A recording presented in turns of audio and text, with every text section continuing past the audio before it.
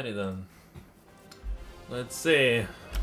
Brackets are brackets is official.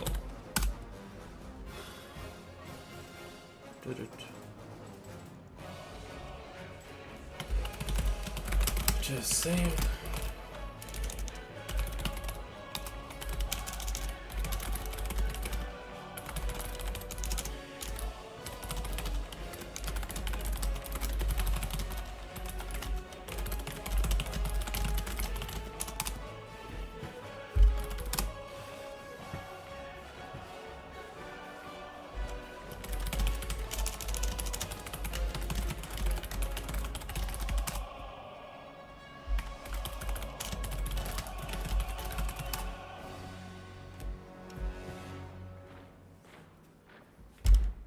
Okay, let's see then.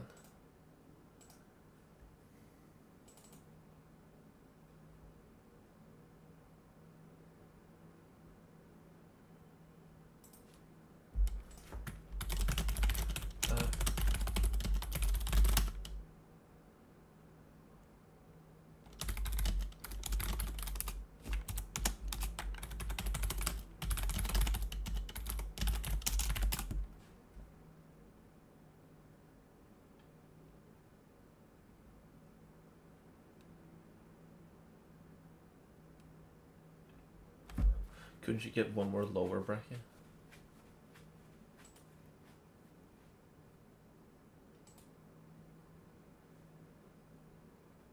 Excuse me, Underdog?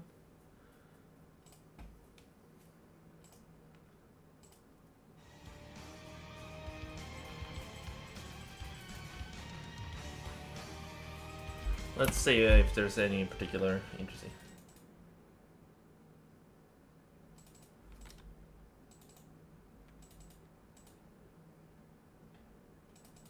Okay, people are now suddenly requesting a loser bracket.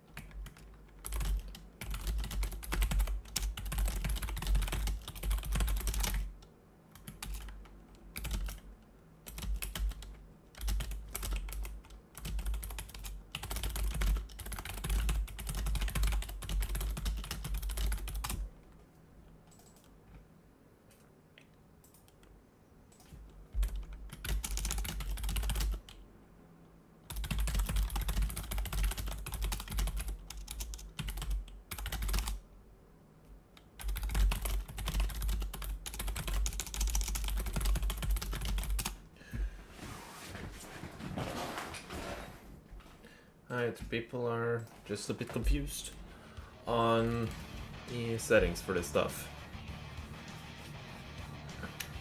So let's quickly take a look at the bracket, shall we? Let's see. Fantastic. Might as well click start, as to not forget that. Well, we'll do a loser bracket next time.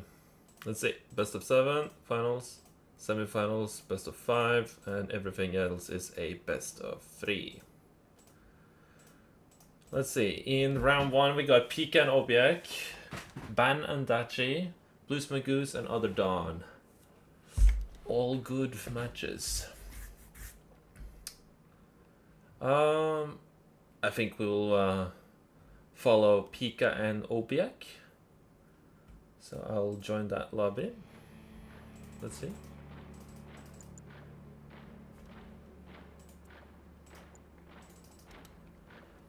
Okay, and then we'll switch back to the intermission for now.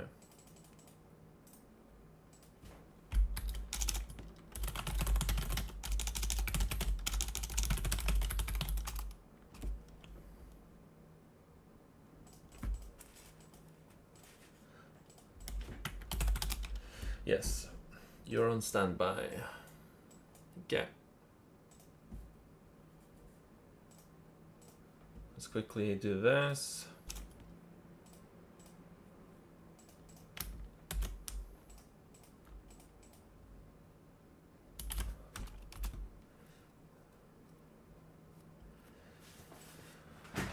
There we go.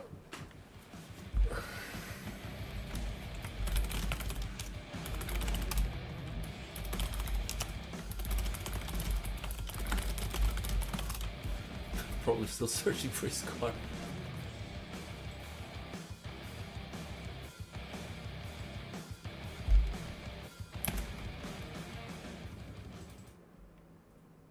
Is Obiak here?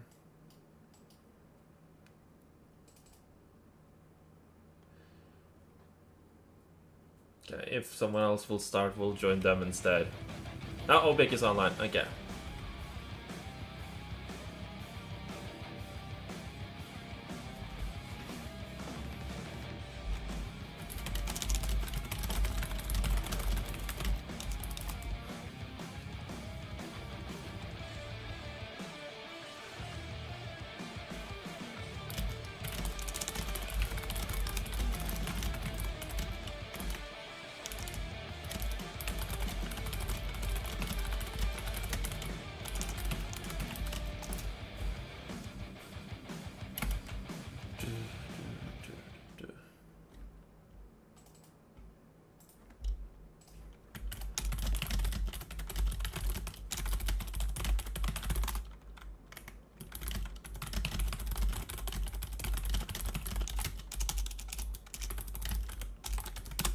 Okay.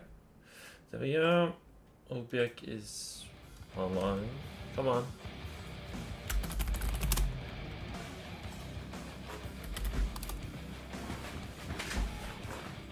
Is that the entire link? Obi requires 5 men. Let's see, there we go.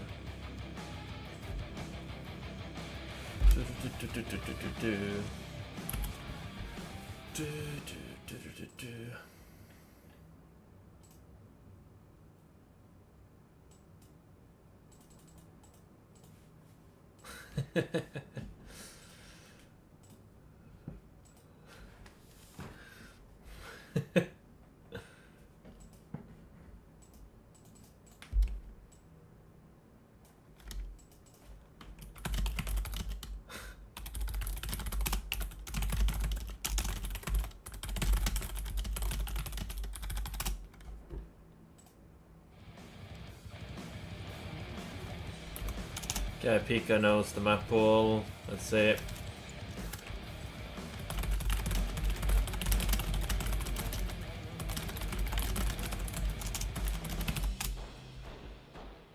There we go. My channel name, I will just get that correctly. It should be CW Edwin, but just to be sure.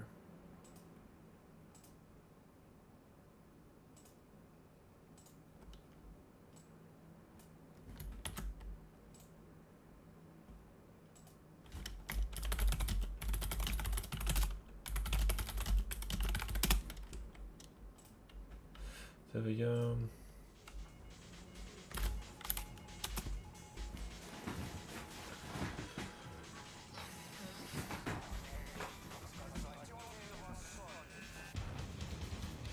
Okay.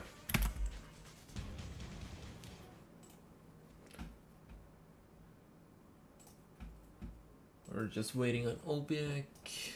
Let's see, let's go find the map pool while we're waiting.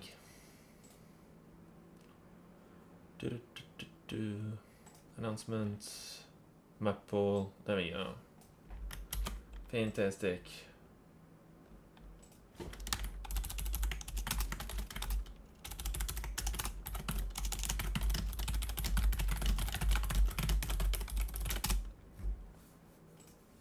There you go, just posted it on Discord.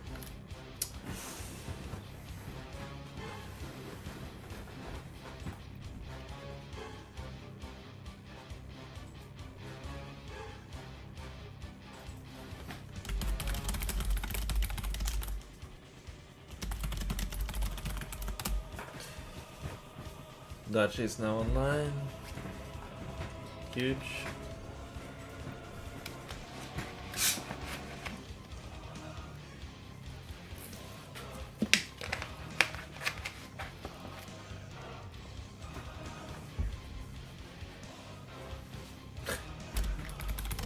Oh.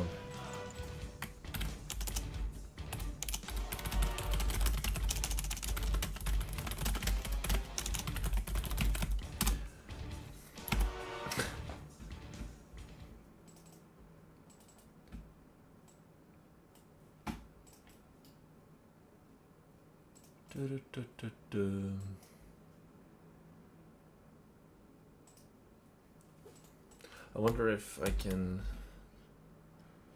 learn some fancy stuff in the future.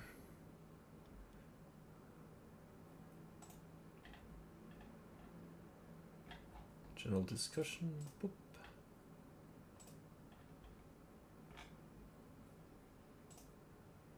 Registration.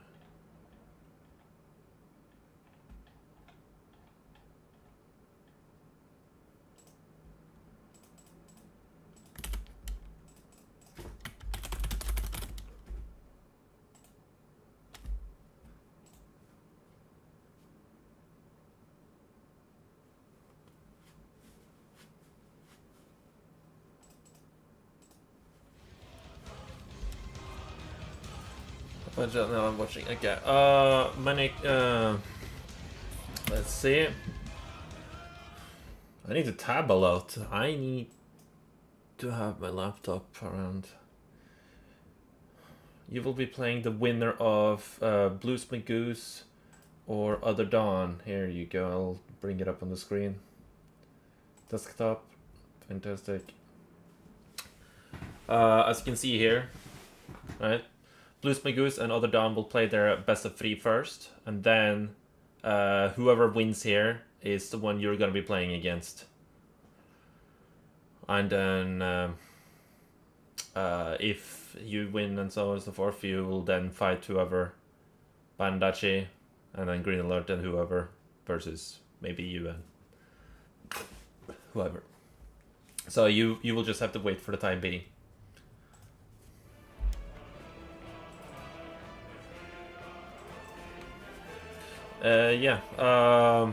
If you are wondering if your turn is around or not, you can always check the topic on game replays. Let's see, you are logged in, aren't you? FM.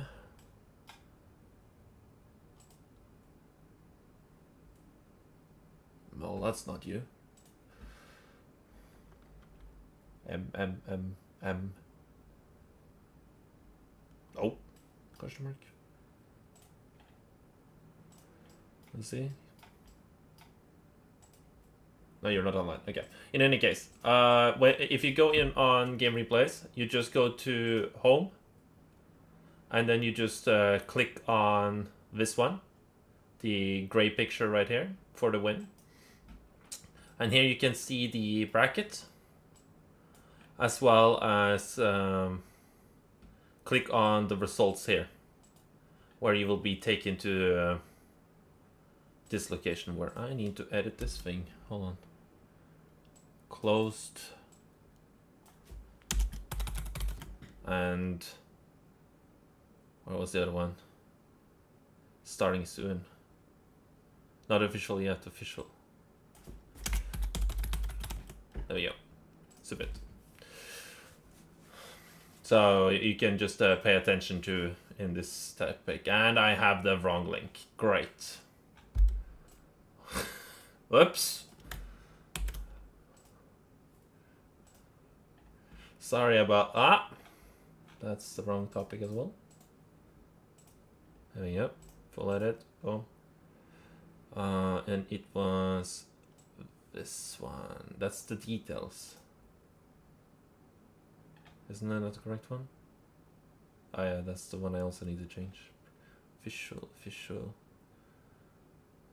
That's the brackets and streams. This is the link I need to change. Boom. I will have to promptly correct the 2 mistakes I made. What? I'm human too, right? I'm allowed to make some mistakes as well. Copy, go back, and whoop-de-doo. Submit. There we go. Now it's correct. Let's see, are these guys ready? How long do you need to wait? Obiek is now offline. Obiek has gone too long. Obiek, final chance. Right now.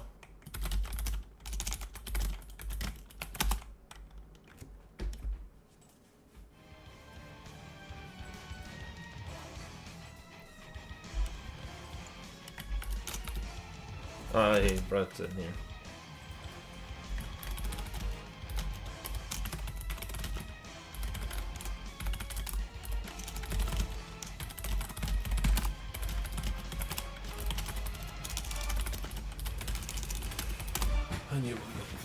Okay, seems like he has finally decided to arrive. Fantastic.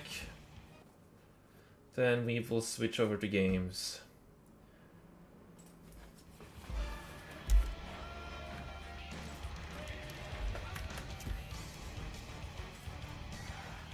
A bit of a mess, but it is what it is.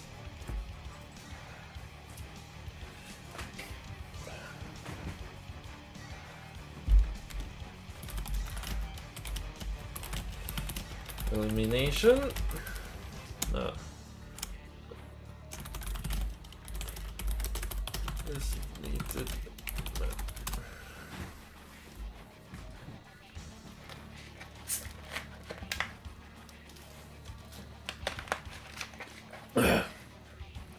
Oh.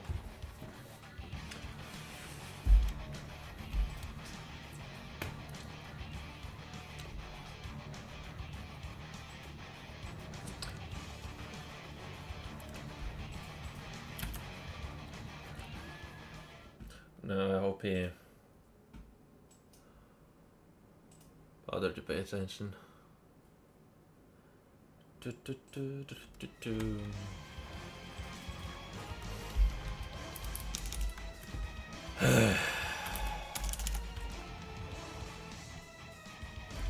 Well, for those of you who wonders why I will be a bit more strict going forward, this is part of the reason. People not knowing where to go, not like being unstructured in this aspect, so it's fine, you know, we all are human. Just like I made some mistakes earlier there, but it does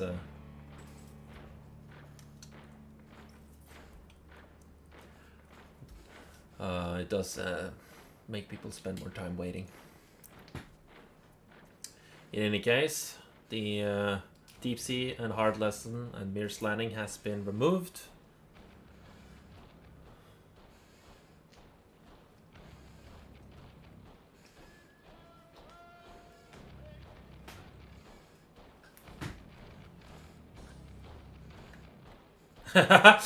Okay, this Mr. Biz got removed. Okay. There is one more removal for each person, and then there is the final map. Epic Center has been removed. And then it's Epicenter, Epic Center. However you want to say it.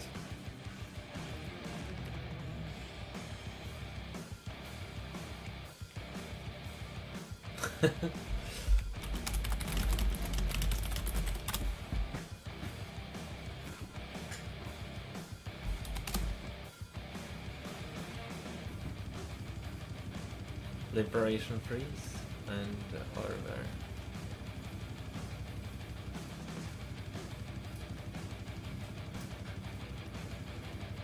What's the name of the map? Horror?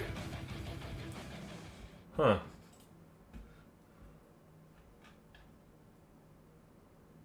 Oh yeah, Au revoir, Reservoir. My bad.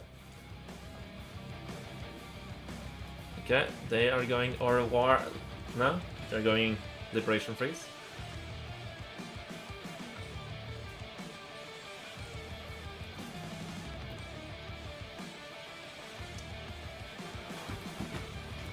Well, time for my shitty commentary to shine the world through. Connection? Are you serious?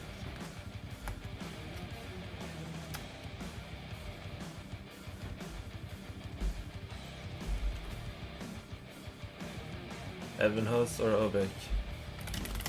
I can host.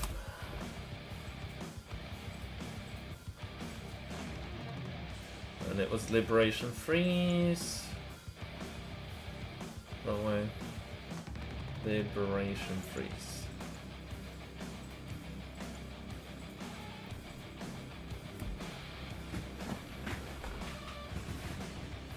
Connection in progress. I've already connected to Obek. Okay, Obek and Pika. 3, 2, 1. There we go.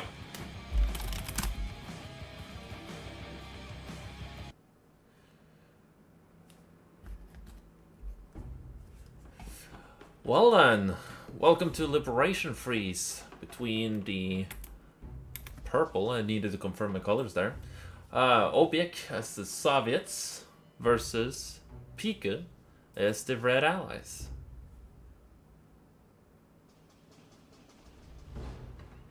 Seems like there's absolutely no lag. A little bit.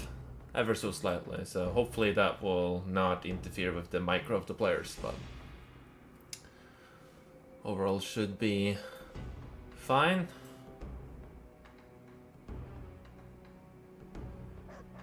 Quite a well-liked map indeed. Liberation Freeze has been Freeze has been played several times in the past and is quite liked in the community as a well-designed competitive map. Some nice roars going back and forth. Unfortunately for Pika, Obek has decided to spam bears like there's nobody's business. Even the engineer getting in on the action. Pika, on the other hand, securing his oil derrick a lot sooner. But can't keep up the production as the Soviet infantry is much cheaper. Both refineries up for both players.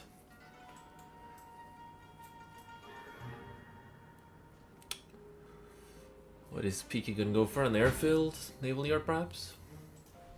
An airfield.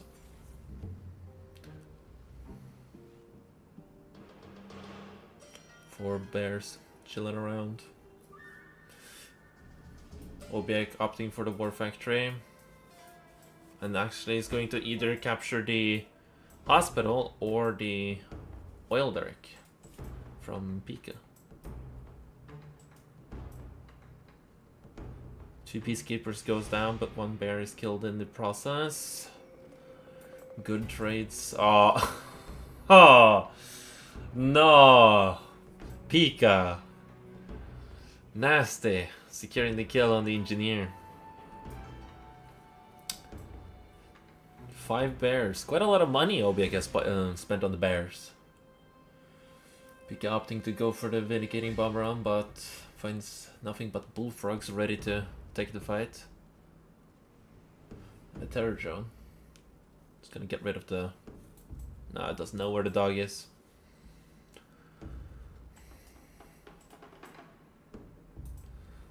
Bears are gonna get cleaned up. Naval yard dropped. Riptide is gonna be produced. And a third expansion is coming up for both players.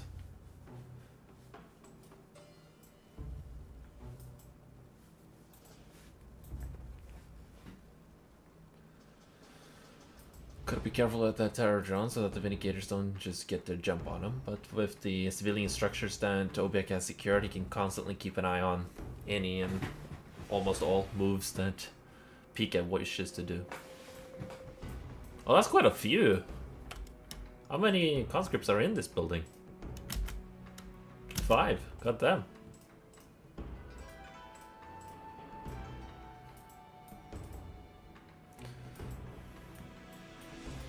One peacekeeper sneaking into the back lines of Obek. He has seen it, so there will be no cheeky cryo shot and a Peacekeeper combo later. Vindicator takes a bit of damage, but survives. Barely.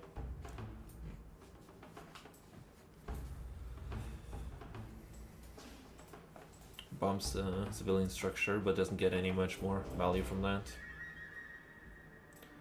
Pika opting to go for Riptides.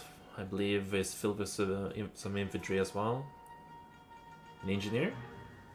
Yeah, an engineer.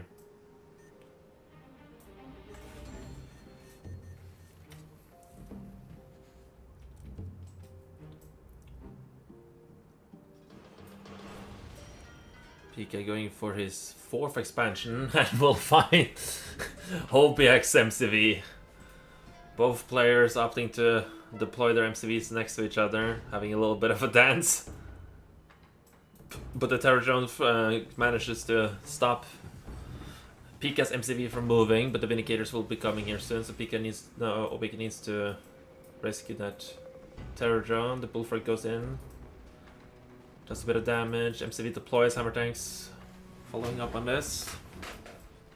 Pika, on the other hand, moves his Riptides into the base of Obiak. Gonna go for a base race in this situation. Ready to drop down a barracks, power plant. Obiak might get some nice crushes there, protecting his own war factory. Barrack has been dropped, but the Terror Drone is ready to deal with it. The multi-gunner turret does not get the kill on the Terror Drone. The war factory does go down, but the javelins are crushed. Oh, almost all javelins are crushed. Riptide's taking a lot of damage. In the meantime, Pika's MCV is going to take a lot of damage here. Seems like Pika is in a very tough spot right now. 3 Vindicators moving in, going for the bombing runs, removing 2 Hammer Tanks from the equation. Pika might have started to rebuild his MCV already. A new barracks has popped up. An engineer might be started the production. No, maybe, no. MCV goes down, the engineer with it. That is not an MCV, that is a Riptide. Vindicators goes in, but in the process takes a lot of damage. MCV does not get captured, but gets crushed. Obekin is in a very nice position now. However, Pika is not out of this fight just yet. The Vindicators are able to do a lot of damage as they are right now. And with the infantry in naval production. Oh, there's the MCV. Pika has rebuilt his MCV. I was going to say, he's able to keep up a massive production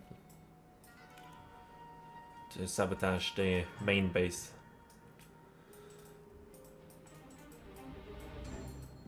He's going to go and capture the oil derrick back yet again.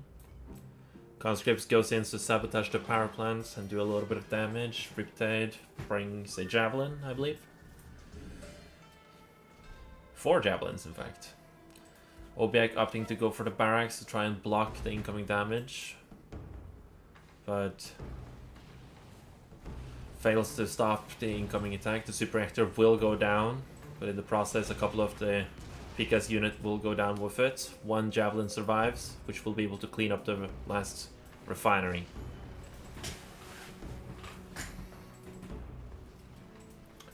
Javelins show up to support. However, the Hammer Tank will be able to shred through the Riptide slowly but surely. Oh. However, the Hammer Tank's bad fighting there managed to make it fail in crushing the Javelin. Conscripts cleans up the mess, but the Javelin is still on the loose in the back. Has the Vindicators dropped their bombs? Don't know. Conscripts continues to harass while the Bullfrogs find themselves in the firing range of a multi-gunner turret. Obiak opting to get his next refinery up and running, but he will lose his main refinery in the process.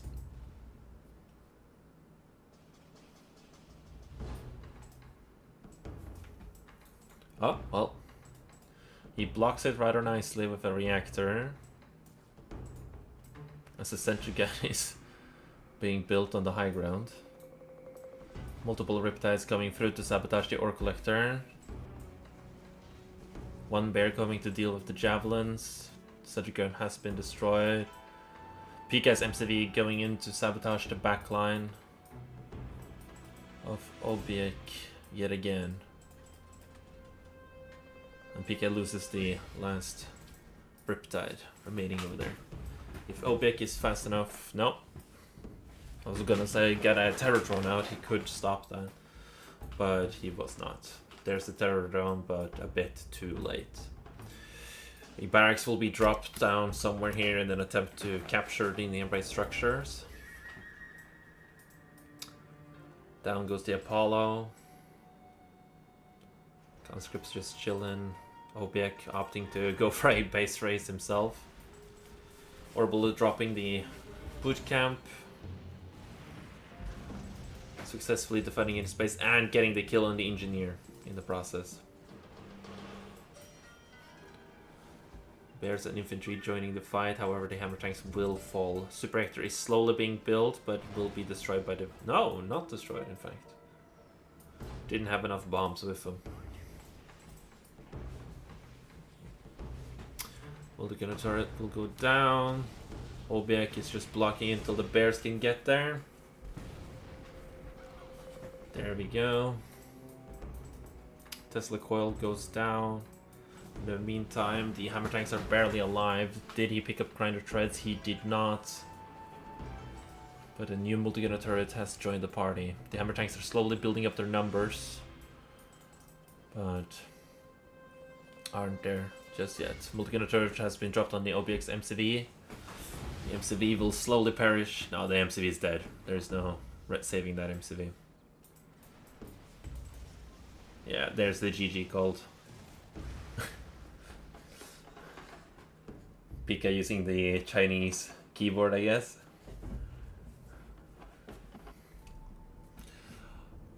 Well played by all players. Holy hell, I am way out of my league on casting.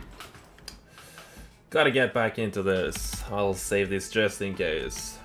Obiek versus Pika 1.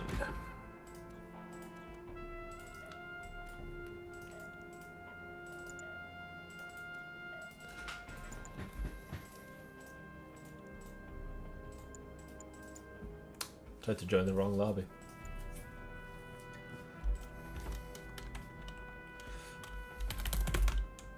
Interesting game, I must say.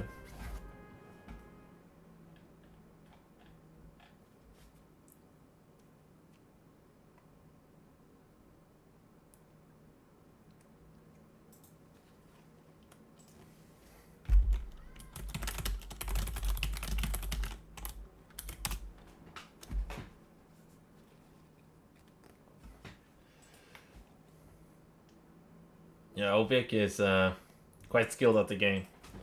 It was quite... he lags. Yeah, it was a bit of lag.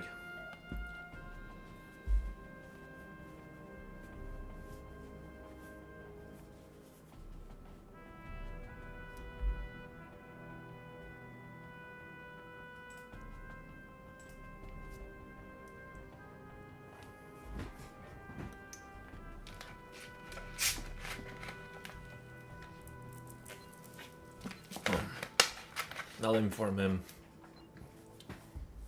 Yeah.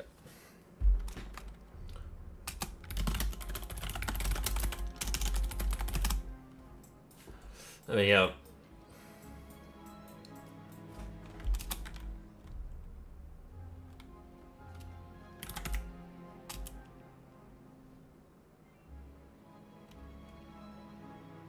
It might be that it's the stream, yeah.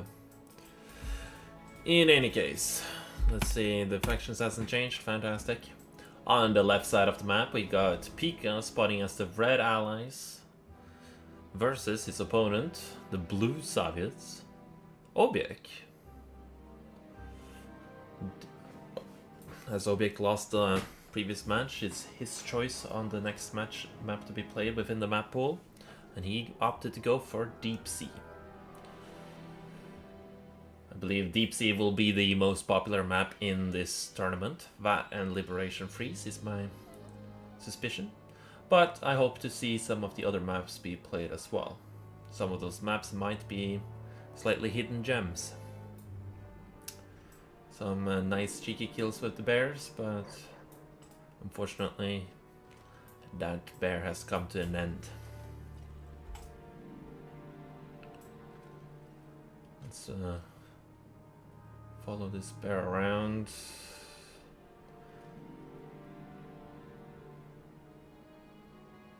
Yeah, it's a bit laggy here, yeah. I personally never had a really good connection with Pika, so it might just be that.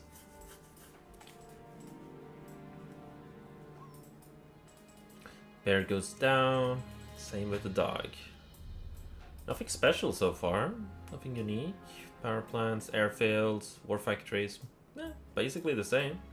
And both players opting to go for the same high ground third expansion.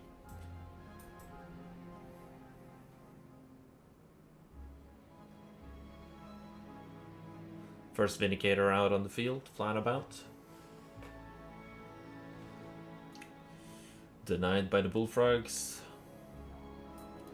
One sneaky dog going to get some scout off in the OBX base.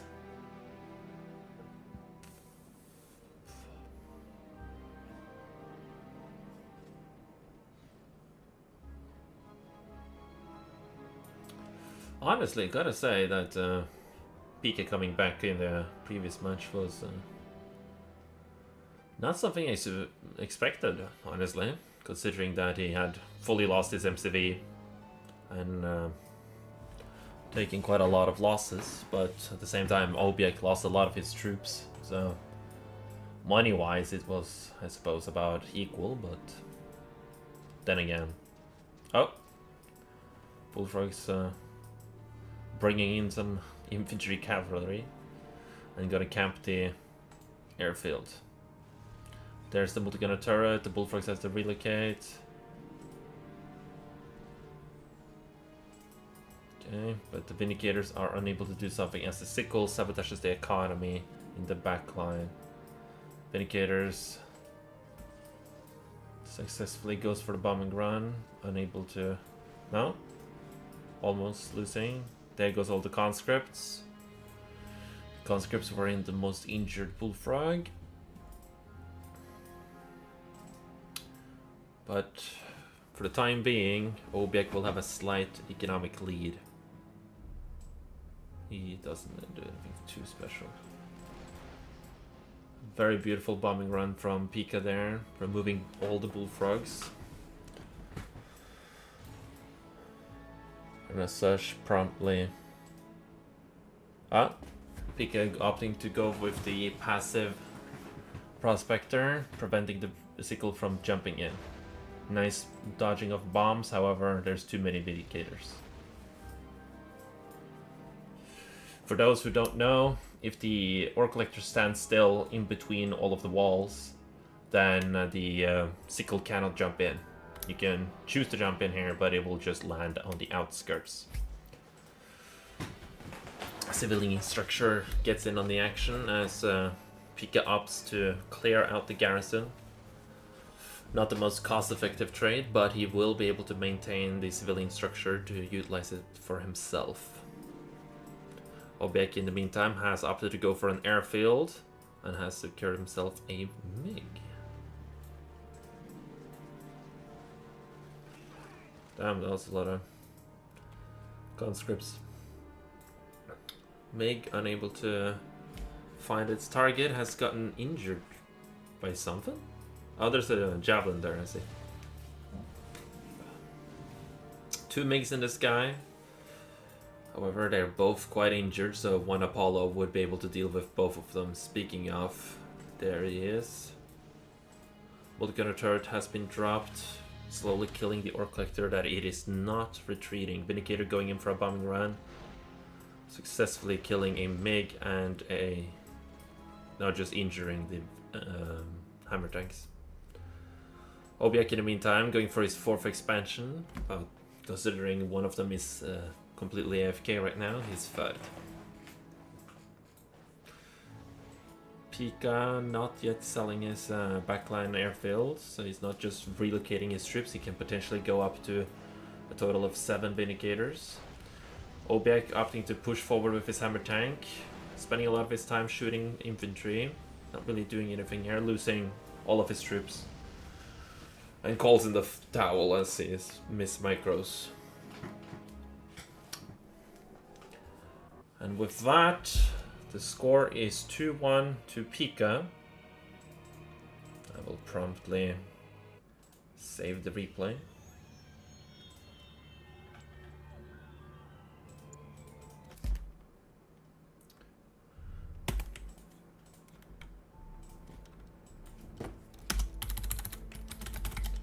Obiak versus Pika.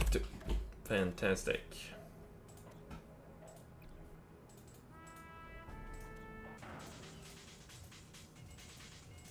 I got moved casual one. How about that? Alright, I'll go update the score.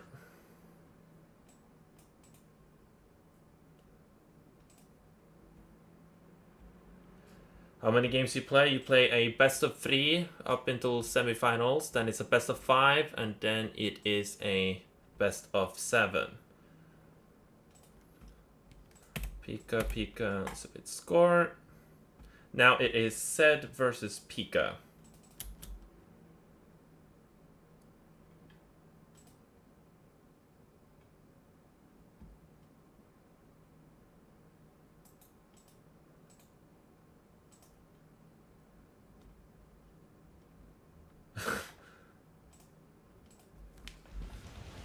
Alright, let's see.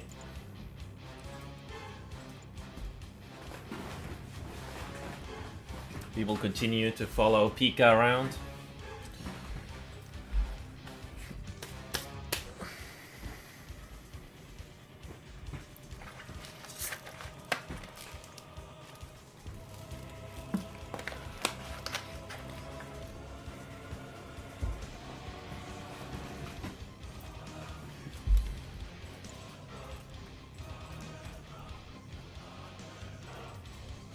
Okay, at least everybody's here already, which is fantastic.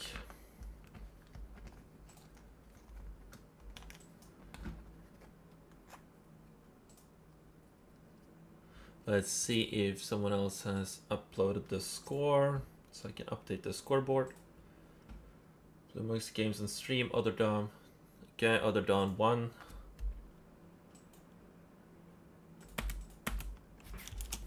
From what I understand.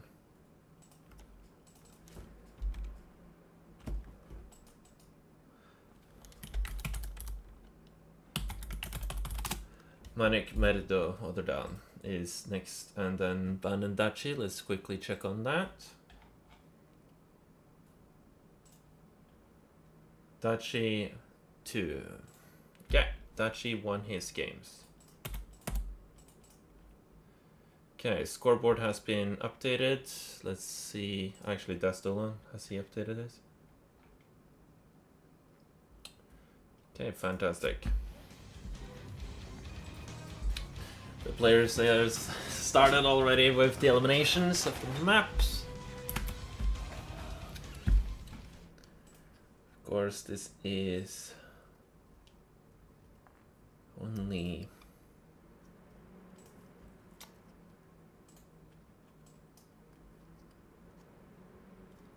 when Merido turn. Merido is up now, I think. Yeah, Merido is up now versus Other Dawn. I will simply inform him in case. Other Dawn. Best of 3. Boom.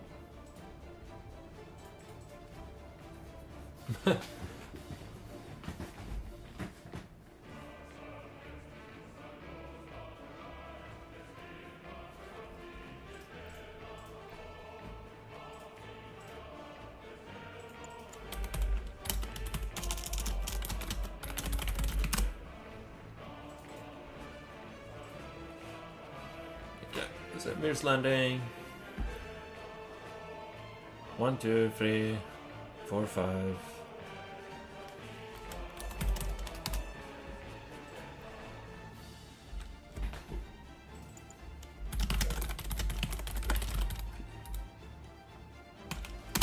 Still watching Pika.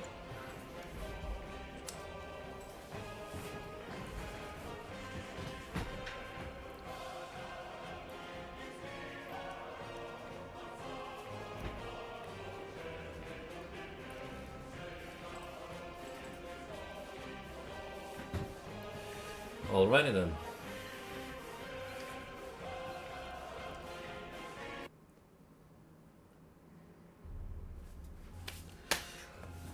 We get another side of Deep Sea.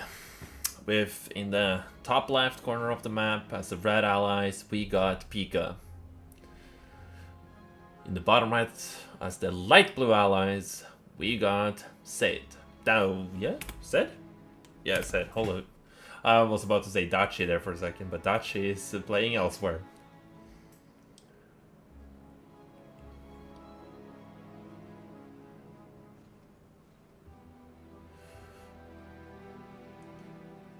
Pika opting to go for the dog first, while instead opening with his peacekeepers first. Oh, Pika going for dual barracks, while Said is not. They will both be able to tell each other apart with the quantity of peacekeepers that come back to back.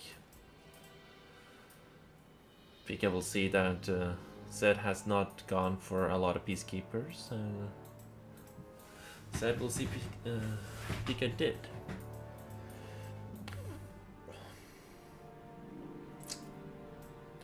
Zed will get his second refinery up 10 seconds before Pika, as the production time of the second barracks took up that precious time. Both players opting to just trade infantry here.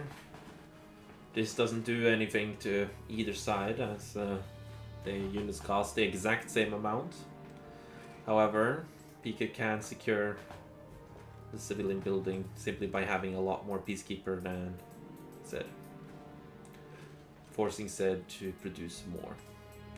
Both players Pika has actually not gone for an expansion already. Zed is on a faster expansion timer, however Pika has gone for the airfield. Pika also sees that Zed has no war factory or airfield, and will then most likely already know that he's gone for the expansion. The question now is Pika... No, Pika is not going to go tier 2 for a cryocopter to sabotage the economy in the backline. He's simply just going to go for a bombing run and try to eliminate as much infantry as possible.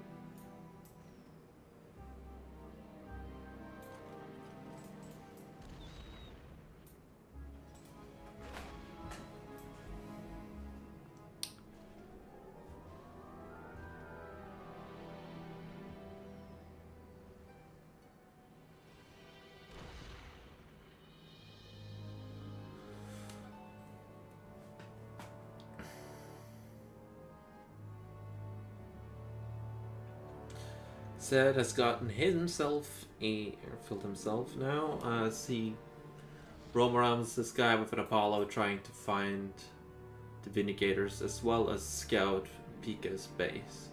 Pika has gotten his refinery as well now, and will be able to try and catch up in the economic game.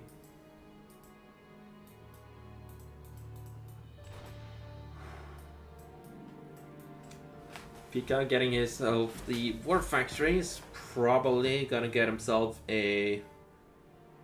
No? I was gonna say an IFV here, but doesn't seem like it.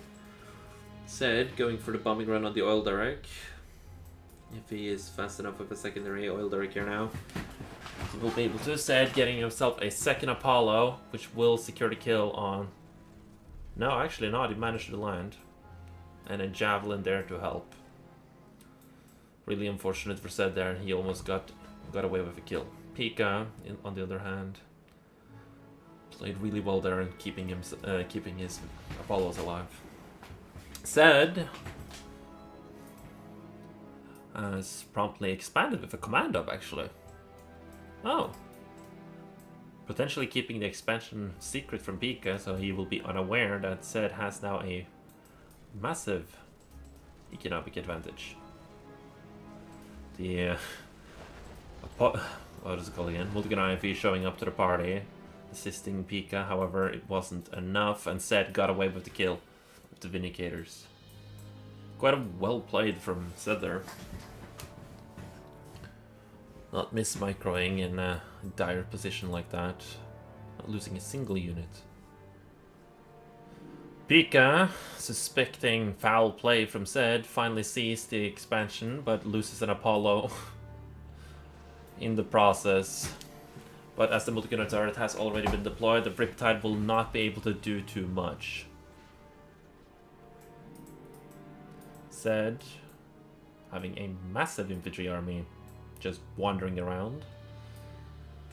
Not really doing too much. I believe he will be building a multi-gunner turret. Yes, he did, and he dropped it off. Which promptly put him in low power. How about that?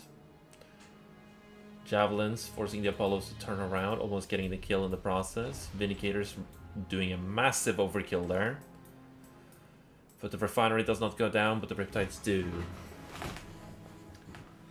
Pika is not looking too good in this particular situation. Slowly but surely losing units here and there, and going further and further behind in the economic power.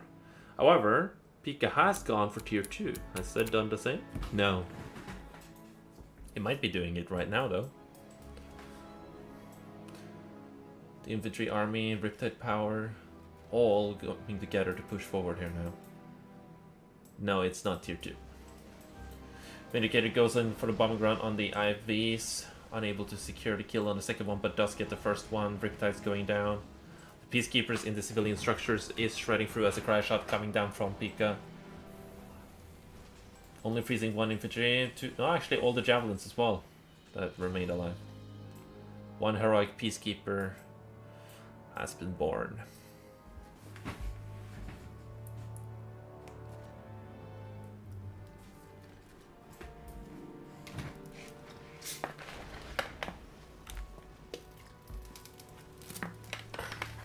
Zed trying to keep up with microing rather well and not losing too many units. However, he is not able to find that success that he had in these smaller skirmishes. These big skirmishes is proving to be too much of a challenge for him and plays into the favor for Pika. Guardian tanks are now out from Zed, while Pika is just straight up gone tier 3. Alright, we will be seeing some Athena cannons coming out very soon then. Guardian tank goes down to the Vindicators as the Apollos hurry back but are unable to do anything really. The Vindicators has not been able to kill the oil derrick at all as the Apollos have now engaged in combat yet again. IFVs join the fight and do not find the kill as the Apollos and IFVs try to secure the kills on the Vindicators that will land here. And one Apollo will go down, and so will the other one. The Apollos from Pika are being forced away, and the IFV did get cleaned up. First Athena cannon is out on the field, as neither player has gone for their 5th expansion. Pika, on the other hand, is trying to do some sneaky stuff with the Riptide. Probably gonna go for a Cryoblast, as the Athena cannon and civilian structure are fighting in unison here. Aegis shield going up, Apollo's going down. Pika taking minimal losses here, as Zed is just walking into the slaughterhouse. Vindicator bombing run going successful for Pika, then removing the multi-gunner turret. As Zed has gone for tier 3 too.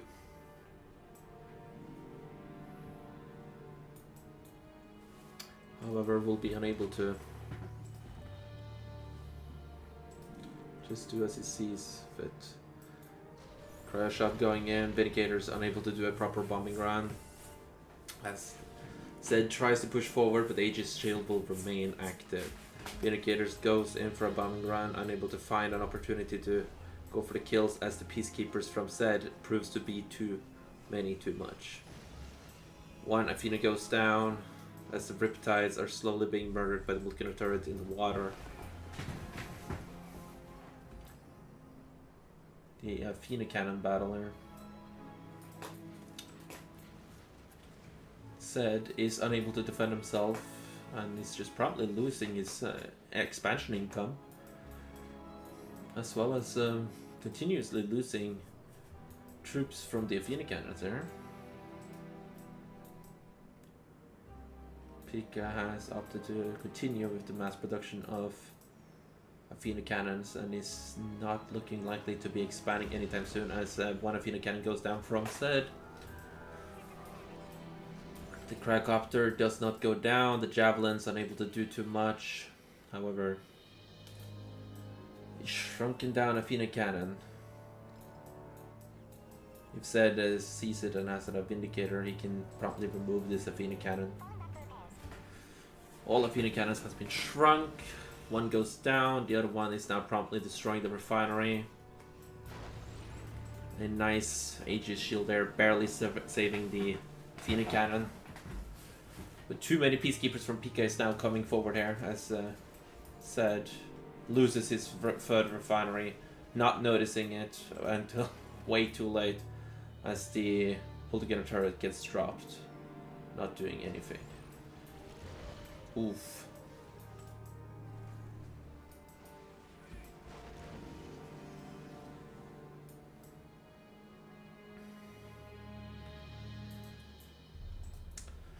I'm surprised with the amount of units Pika is able to accumulate here right now, but he's not taking that many losses. Even though Zed has had an economic lead, he's just been taking more and more losses over time now. And he's slowly but surely losing his economic lead. And down goes the Apollo. Down goes the Vindicator. Not a good trade at all for Pika there. No super weapons up and running. I'm surprised Pika hasn't gone for the attempt. Cryoblast coming down on the infantry of Pika. Pika splitting it up. Loses a couple of infantry to the Cryo as one Athena cannon just rushes in, while Shrank promptly dying to the peacekeepers. All Pika's peacekeepers are lined up, but Zed hasn't taken the opportunity to jump on it as the Aegis shield gets cancelled by the Vindicators killing the Athena cannon. The remaining peacekeepers are trying to push forward but are unable to do too much due to the Athena cannon. This Aegis shield.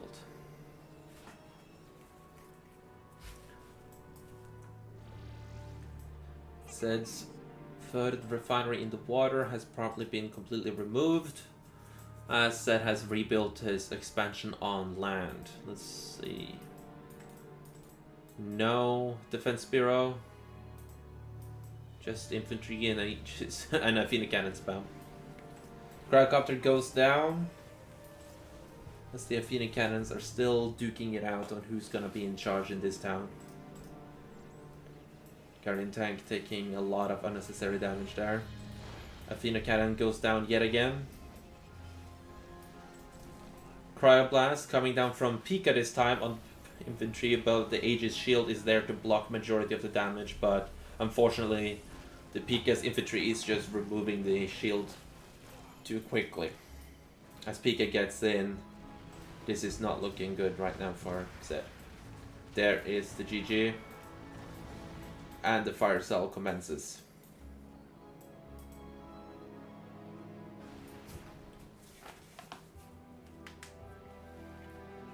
I did not expect a Athena cannon infantry spam from both sides. I was expecting a bit more Guardian tanks in the mix here, but it is what it is. Let's see.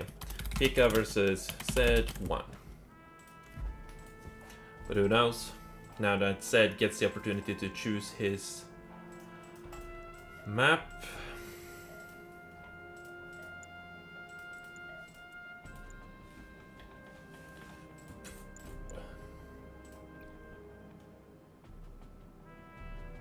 Seems like they have done a relog.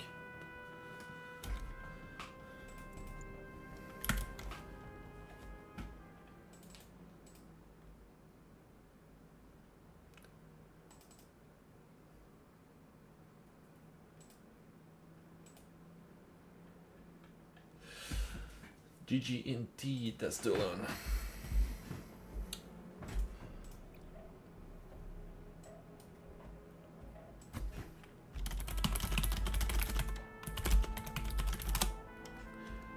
Okay, I will quickly take a look at the score while he replies to make sure that it is up to date. That's still on 1-2-0, and we'll probably wait on whoever wins the fight here. Let's see, any other scores to be reported? No. Alright.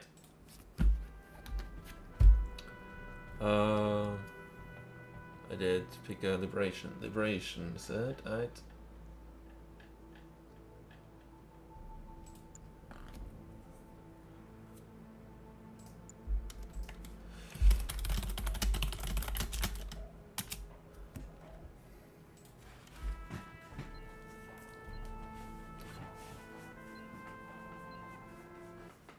And I crashed.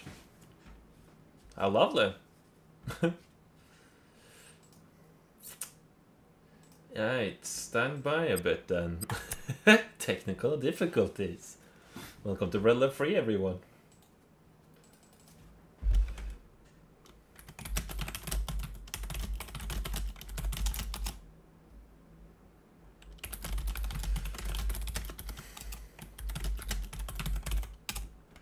Yes, I crashed.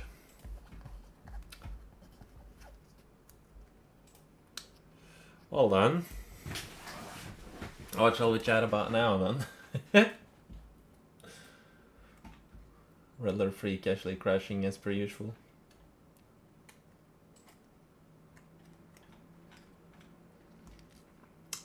Oh, there it is. Let's see if they rehosted or if they continue to play.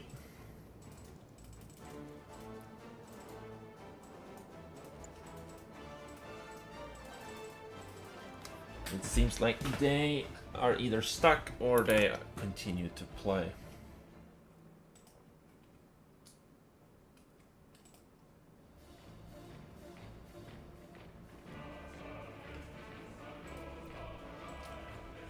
The players are inactive. Alright. Let's take a quick look. C&Conline.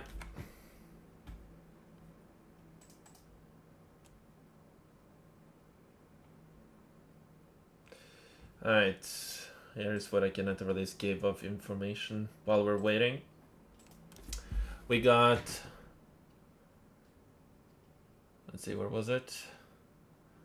Dachi versus Green Alert on Au revoir or Reservoir. We got... Blues Magoose has gone and played Alvinte on Infinity Island in the meantime. Matador versus Other Dar is taking place on Liberation Freeze. And did these guys... No, they have not. Pika is where? To the left, Pika. P4A. Oh, they are not in a match? Did they also crash? No. Alrighty then, I do not know. What's the status on those fellas?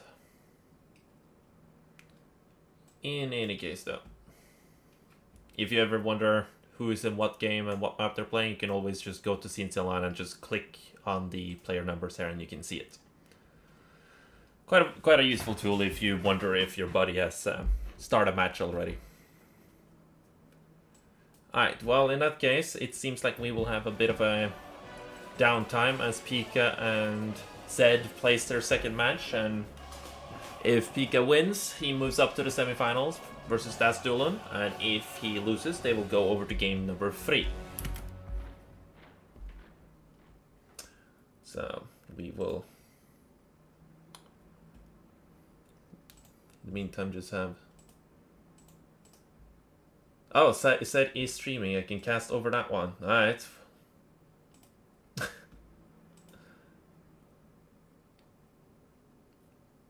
Let's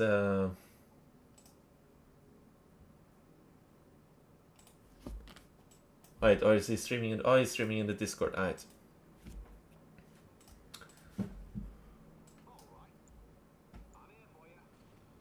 Fantastic. That will, this will have to do then. Not much we can do about this, but hey, it is the best we can get. So, seems like we got Liberation Freeze between the both of them. Allies. With Pika on the top left and Zed on the bottom right. Both going for IFV gameplay this time. And here's a little random fact for those who didn't know. Peacekeeper IFV is in fact stronger than a Riptide. However, it can only shoot right in front of itself, while a Riptide can go on water and shoot while driving in almost all directions.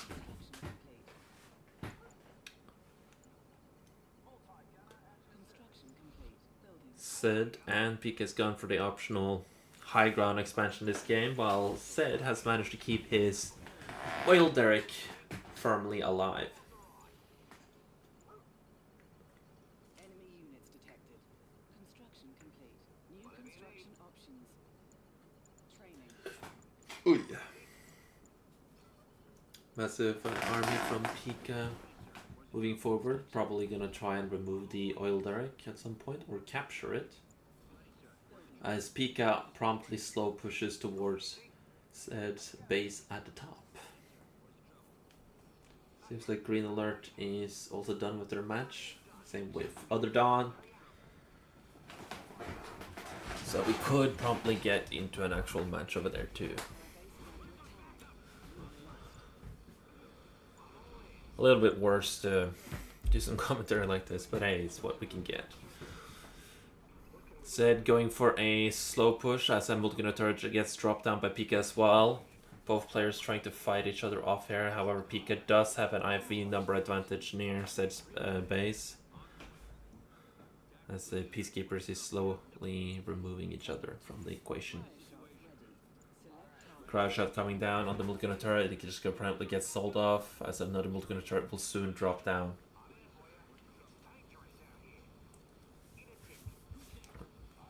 Vindicators goes in for a bombing run, however the multi-gunner IFVs will be successful in removing one of them.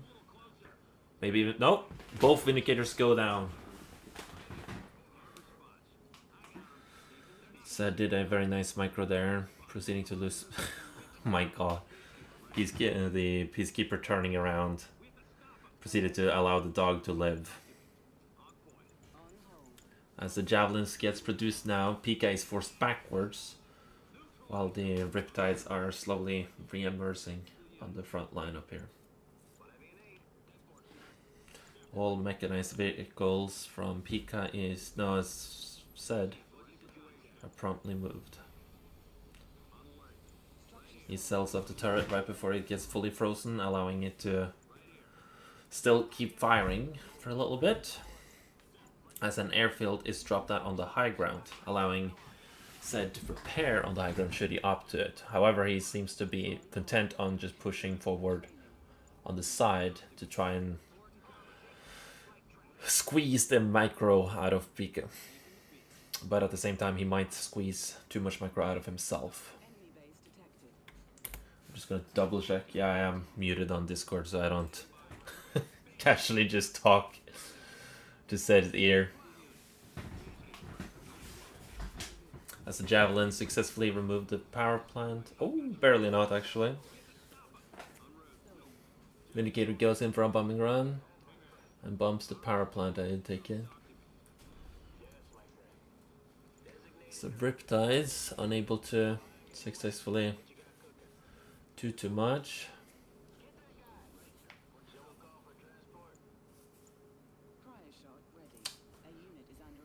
Another turret gets dropped. Bomb around going forward on the Riptides as they promptly continue to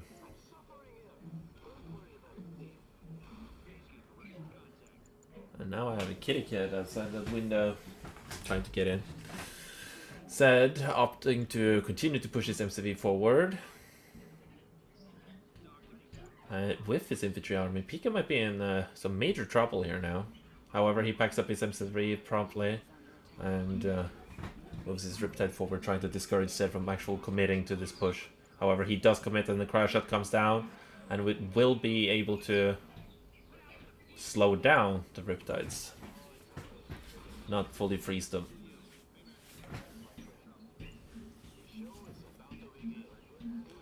A promptly, nicely, almost nicely, bomb split there from Zed. However, it wasn't as they had hoped. Crash shot coming down. A force cell of the turret is issued as another turret is dropped down into the action. We'll get Peacekeeper going into the turret to promptly remove the infantry as quickly as possible as the Vindicator goes in for the bombing run. Zed's own Vindicators goes in for the bombing run, trying to remove as many of the Riptides as possible, promptly removing a total of 4. As Pika in the meantime has sent his IV to the backline, trying to sabotage the economics of Zed, and successfully doing so as well. With the Vindicator bombing run successfully as well. Doing a lot of damage.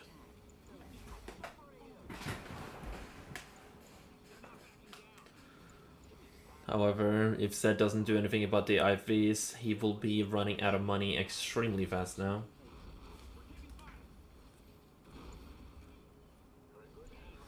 Another turret, but all Pika needs to do is now slowly get away with this.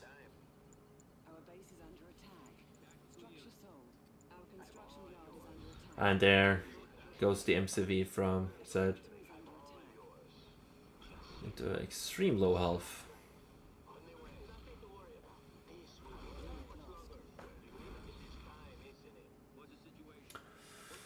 This is not looking particularly good now, especially considering that he is going to be running extremely low in economics right now, as the airfield will be promptly destroyed, and he will be unable to do another bombing run, as his MCV will soon be taken apart as well. Cryoblast has been chosen, but Pika now can just go tier 3, expand, or do whatever he wants, as Zed is not going to have the economic power. Zed has rebuilt one of his ore collectors on the main base, however, that's still not as much money as Pika. And another fire sale is commenced. With that, Pika will promptly move up to the semifinals. Appreciate it. That's the wrong button.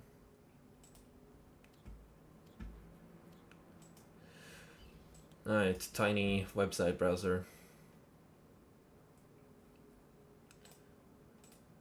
We will then jump back in game and have a lobby open for Pika and Dastulon.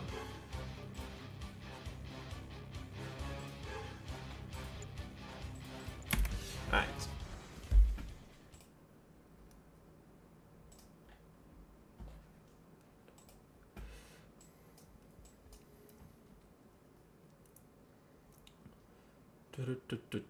Okay, let's see. Pika and Zed.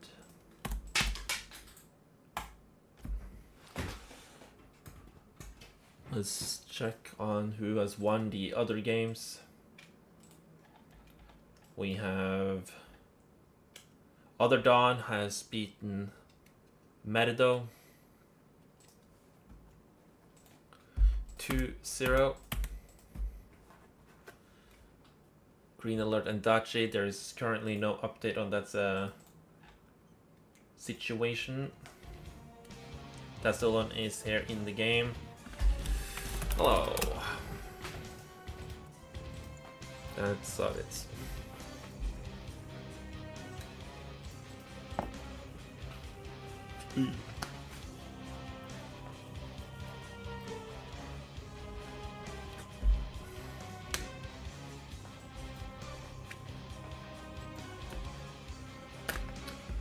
So either Green Alert or Dachi is still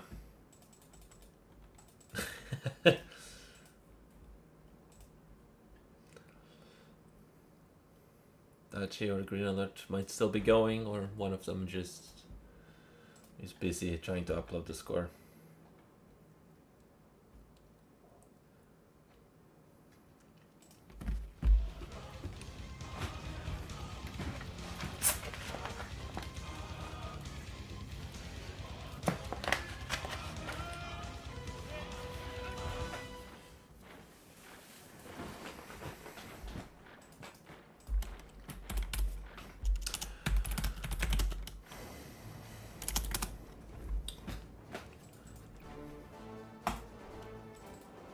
They're speaking it. Fantastic.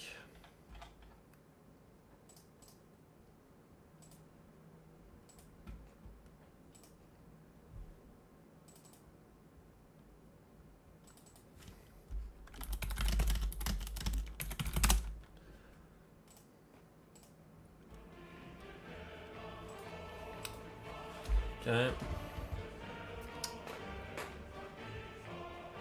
Minus absolute works fine. Hey, nice. Alright, let's see. It seems like Dachi and Green Alert will be done with their match now. Hard Lesson has been removed. Absolute has been removed.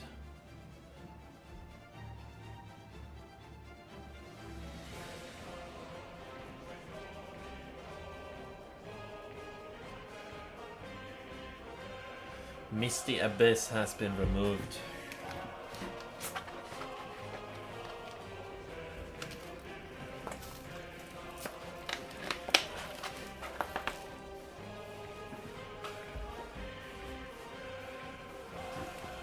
Mir's Landing has been removed.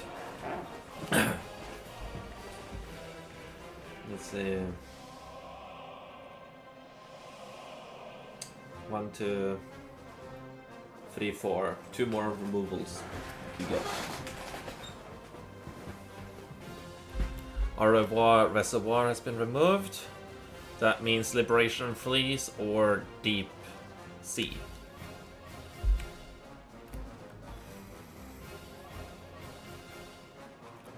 With Absolute, I meant, or whatever, sorry.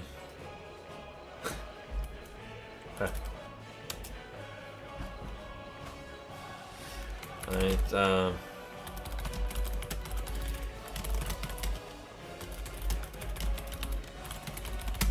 or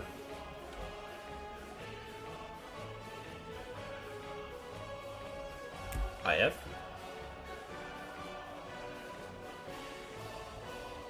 LF? What? Oh, Liberation Freeze actually got removed. Alright, so Deep Sea? No, wait, what? Hold on. Hard Lesson, Ottawa Reservoir, Misty Abyss, that's 3. Mir's Landing, 4.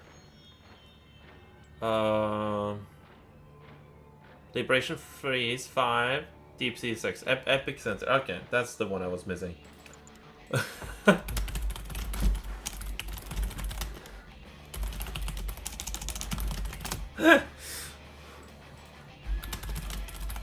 Alright, let's switch it over in the camera view then. Games. As we head into our first match between Dastolan and Pika on the map Epicenter Island.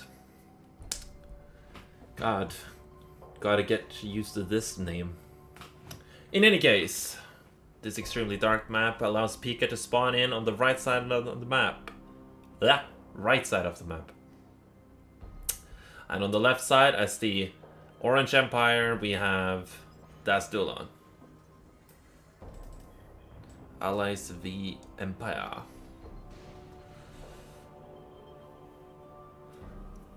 Well, lucky for us, or lucky for them too, I suppose. They have both opted for colors that are easy to spot on a dark map like this. Both oil derricks easily gets secured. With the expansions on this map being a little bit different to majority of other maps. Instead of having some sort of refineries going towards... Oh. Alright. I guess this match is avoided then.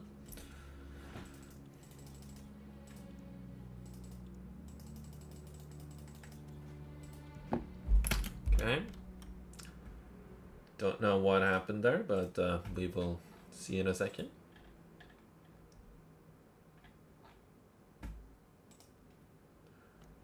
Versus Dachi. Okay. Green Alert has won against Dachi 2-1. That's the score. So it is Green Alert versus Other Dawn in the other side of the semi-finals. In a best of 5.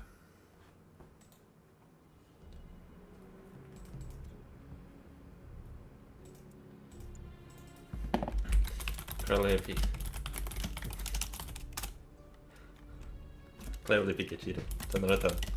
Just.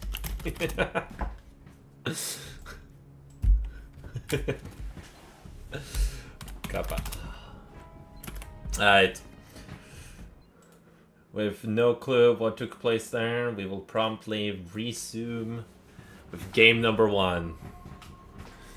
Spawning in on the left side as the Yellow Empire, we have Dasdulon. And his opponent on the right hand side as the Red Allies, we got Pika. I believe we know what the desync was now. He wasn't yellow. I have no clue what took place, but hey, we can play Modal now. Dasdulon is not allowed to play orange. Pika promptly having... I have a phone call apparently. And I will call you back.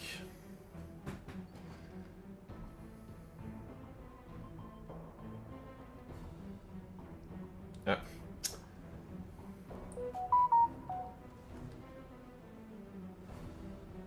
Yeah. Okay. My mother wanted something from me. So excuse me for a second then. Boom.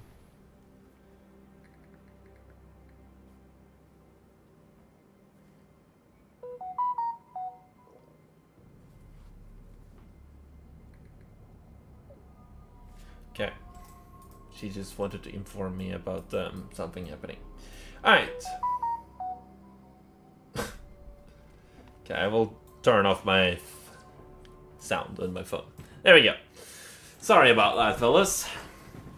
Well, we have gotten through the opening then. Pika promptly just destroying his own walls with his MCV. Rather unfortunately. As the Burstrom promptly just uses Honorable Discharge. Or self-destruct with Honorable Discharge.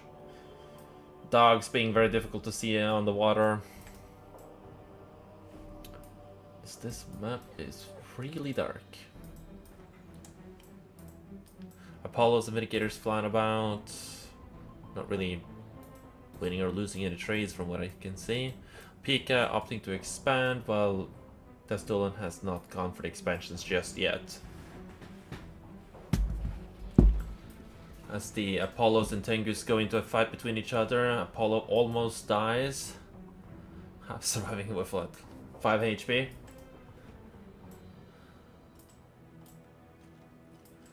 Pika opting to secure himself a bit of information. Pika slowly losing air control. Will he opt for a second airfield, or will this just be another refinery real quick? It will be a refinery first. As the Vindicators and sneaky Dojo Core instead of a dog. You have a Dojo Core doing the job. As the Javelins promptly sit around as the Apollos go into a fight against the Tengus. One of each going down. As the Tengus... Oh, second airfield has been deployed. He can't remain on the airfield, but he can't remain in the air either. As the Tengus fight the Apollos, one of each going down yet again.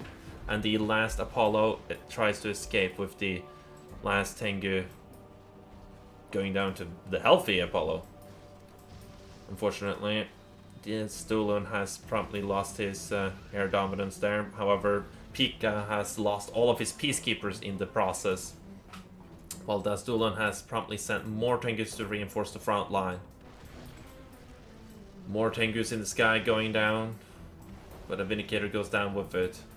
However, a 2-for-1 deal is not particularly good for Empire, as the Tengus land inside the ore collectors and start to harass the income for Pika. All ore collectors are being targeted at the same time, with one Vindicator trying to deal with it, with one Tengu trying to slow down the Vindicators as long as possible, promptly removing... one Vindicator going down, actually. And they will promptly land and crash land on top of this. It doesn't even hit it, actually. Pika will not have a lot of income right now as he deploys his one ore collector at the bottom here, allowing him to deploy turrets should that situation arise again. While Dastulon has still not opted to go for an expansion, he's just going to go for the clean Tengu spam this match. One new Vindicator out and about, trying to regain the advantage here, while only one ore collector and an oil derrick is providing income. The Prospector Hub has been destroyed, and the ore collector is being harassed yet again. Pika is only allowed to have one ore collector up and running at any given time. However, if Dastulon keeps losing units, this might just play into the favor of Pika in the long term. So one more ore collector. Oh, the wall has been destroyed, allowing Dastulon to just enter it, if he so pays attention. However, the MCV has been dropped down here, so he just properly rebuilt it.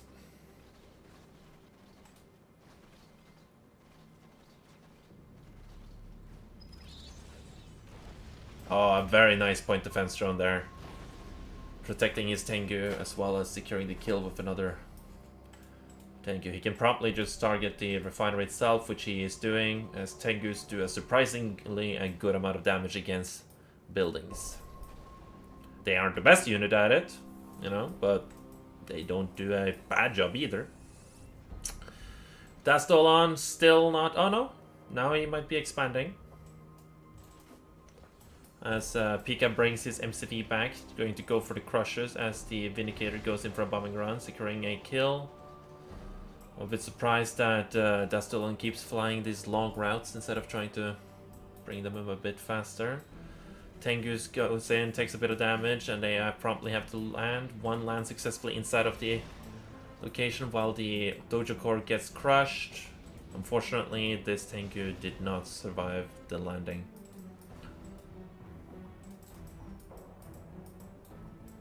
As the Vindicator... Oh! MCV secures itself a crush. The two Tengus on the outskirts, however, managed to secure himself a kill in regards of the ability being deployed, and the Vindicator secures itself another Tengu kill in the process. Dastulon, in the meantime, however, has secured himself his third refinery and has promptly started spamming Tengus again. With his third refinery up and running, he will be able to continuously spam Tengus and eventually, slowly but surely, have money to do other things as he sees fit. However, by doing so, he has allowed Pika to recover, and Pika is also now at 3 fully operational refineries.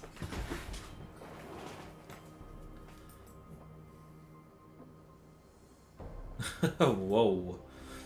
What was that lag spike there? Apollo's throwing a bit of a hissy fit there as 2 Vindicator goes in, unable to secure kills as point defense drones get activated and secures the saving throw on the Tengus. In the meantime, however, Peacekeepers tries to remove civilian structures to promptly give intel. Pika interested in getting his 4th expansion up as Dastolan simply builds a naval yard to counteract this move.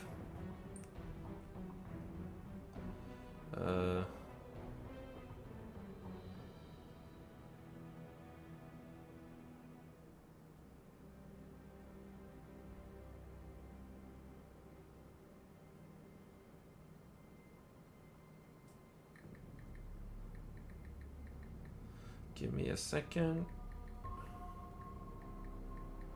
No, there we go. Tengus and Apollos duking it out again. However, the Apollos will get the upper hand here as one of them has gotten fully heroic. Pika has managed to secure himself quite an advantage with that. 3 Vindicators out and about now. Still tier 1 on the Mecha Bay as Dastolan is promptly building another generator core. One Tengu trying to sneak in about. Yaramina sub out and about. Only 1 so far. Question mark? Yes, only 1. Pika has opted to go for the naval yard to combat this, or preemptively combat this, I suppose. He does not see the Yaramina sub, but he will find the refinery. The cryo shot comes down and successfully freezes the ore collector. No bomb split. There's the bomb split as the Dastolan tries to equalize the pressure on the other side of the map.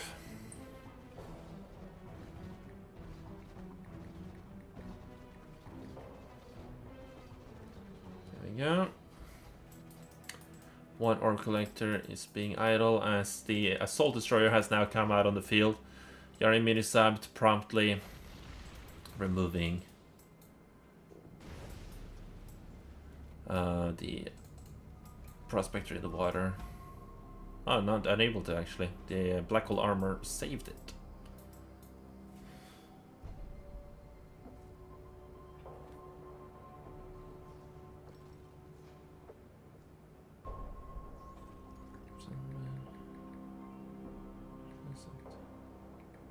And Dastolan throws in the towel. Seeing that Pika has managed to recover so vastly, Dastolan promptly just throws it in. He did get an economic advantage here. However, going for that 3rd refinery cost him the ability to keep up the pressure against Pika as the Pika slowly but surely rebuilt. Perhaps doing a bit more, gotten a barracks instead and promptly built a couple of Imperial Warriors would have been a better move after an MCV cell to swarm the airfields. I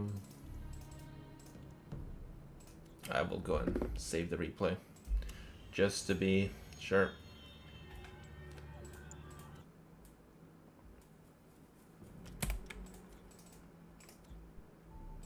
No. Clicking a bit faster.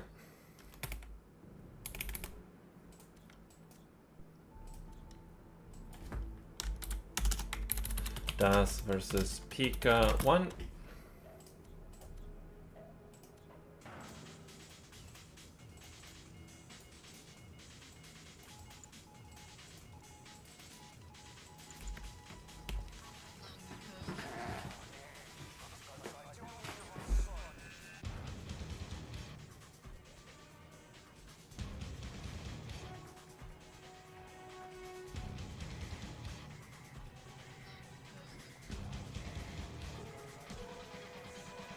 Okay, let's go hard lesson, right?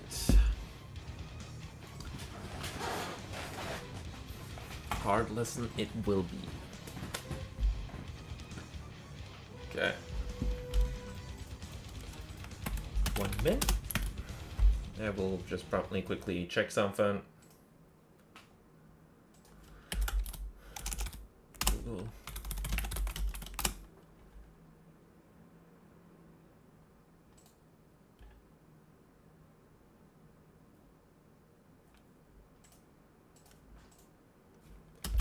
Okay.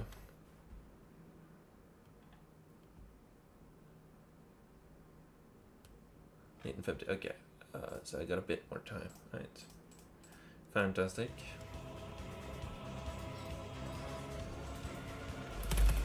Here. Alright. Fantastic.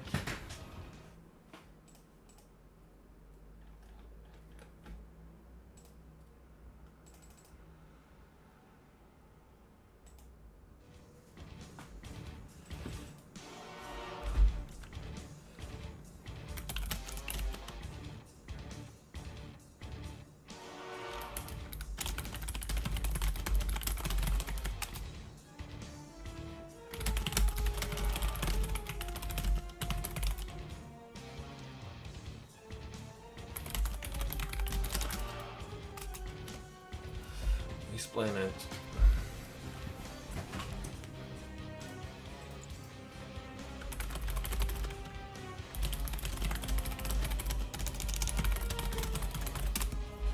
There are people that got with old system.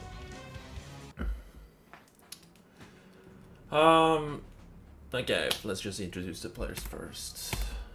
Spotting in on the top and right hand corner as the Orange Empire, we got Dastilon. And in the bottom left corner, as the Red Allies, we got Pika. What Pika was asking about was the new map elimination system. The old one was you eliminate a map, I eliminate a map, you eliminate another map, then I eliminate another map, until we only have one map remaining. Then we will play that map, and after that it is loser picks. So whoever loses the match will then choose the next map until we have a winner of the set. The new system that was brought up by Damon in the past was we eliminate one map each, or rather to say it more correctly, we eliminate maps up until the point where we have the maximum number of games that can be played in the set. So if we're playing best of 3, we will eliminate 4 of the 7 maps for a remaining map of 3. The last map, the last 3 maps, will then have one map chosen by each player as game 1 and game 2, and the last map will be a tiebreaker. In a best of 5 scenario, both players will be able to eliminate one map each, and the choose 2 maps, and then last map being a tiebreaker. And in a best of 7, they would have to play all maps. They would then simply choose 3 maps each, and then have a tiebreaker. Essentially, the order of maps that would be played in. Since, even though it is in the format, most players are not following said format. And some people would be like, hey, why are you not strict on this? It is that as long as you guys get, accept what map you will play, it is fine. If both players don't want to do the map elimination and just say, hey, I want to play Liberation Freeze, it is in the map pool, but we both want to play it, then we just go. And I will fully accept that, right? The map elimination is not required. However, if one of the 2 players asks to do it, then both players have to do it.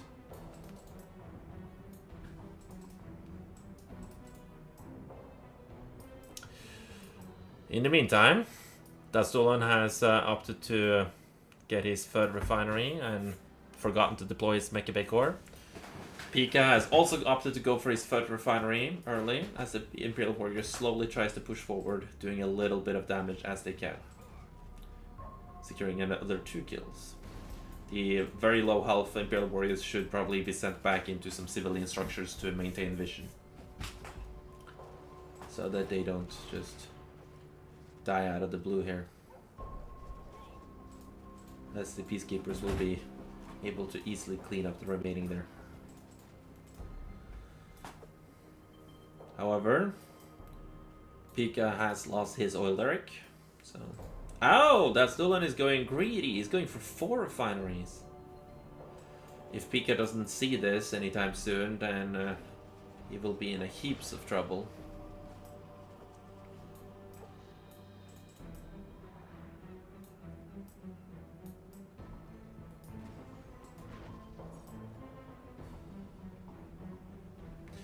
Guild Warriors run about, Vindicators, no, an Apollo flying about. As the Tengus finds the Apollos. But there's a second one on the way, so Dastulan should not remain there. One Tengu goes down as Honorable Discharge has not been chosen. And Honorable Discharge has now been unlocked. Losing 2 Tengus for 1 Apollo is not a good trade. However, keeping Pika satisfied and happy with the kills that he gets right now might be the correct play to make Pika play more aggressively, even though Dastulan is about to have the economic upper hand. The question now is just gonna be if this dog has seen this refinery core. And then again, if Pika has seen it. A little bit of a cheeky damage coming from the Imperial Warrior there.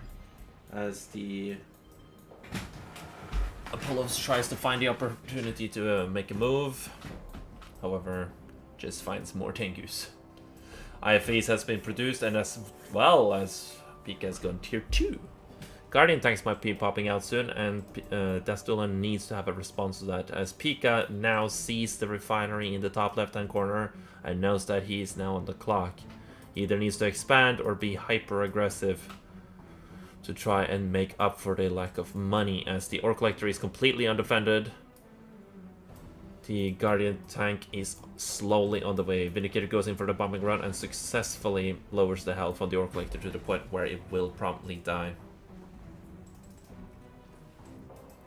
The Apollos are trying to do something here, but are completely unable to, it seems. They were just able to do a bit of damage to the Tengus, nothing much else. As the Ore Collector does go down, but it is slowly being rebuilt. Tengus, on the other hand, is now just going to promptly camp the airfield. But 5 Tengus is still not going to do a whole lot. Especially when the IFE starts coming around. In the meantime, however, Pika is slowly losing his... Oh, no he isn't. Why?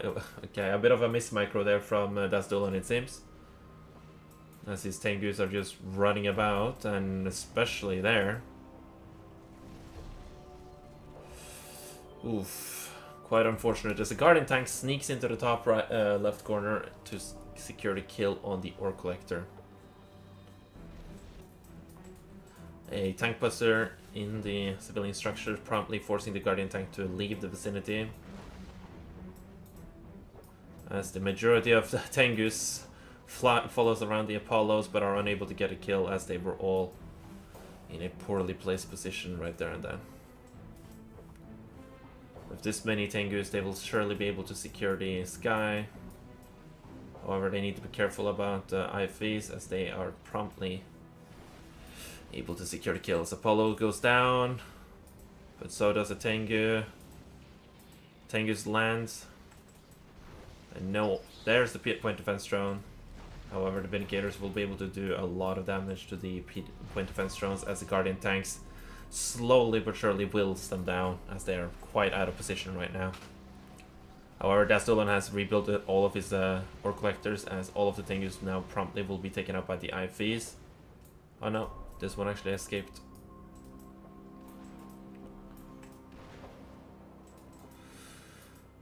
In the meantime, Dastulan has gotten himself tier 2, but he seems to be trying to get himself tier 3. Pika, in the meantime, is getting tier 3. Yeah. Both player going for tier 3. This will become a artillery battle. As the Tengus fight each other, fights the Apollo. One goes down, the other one gets away. Tank Buster gets cleared out as Guardian Tanks pushes into the top left corner.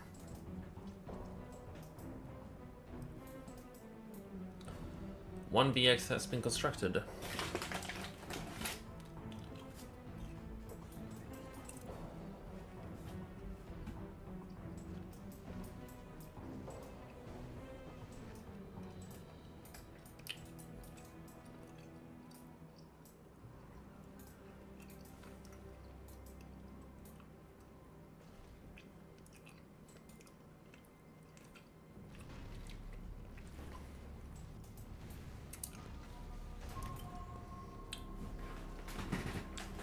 Both forward expansions are being pressured by Dastulon as by Pika. As the Apollos are going to try and save the units in the top left hand corner of the map from the VX chopper. However, the VX will be promptly taken out. And since the crash land was a bit too far off, he will completely miss. Vindicator successfully cleaned up the Wafer's artillery, and Dastulon calls in the towel there. Quite a few missed micros with his Tengus there. That was completely unnecessary losses. Other than that, he played really well, and Pika defended extremely well. Das versus Pika 2.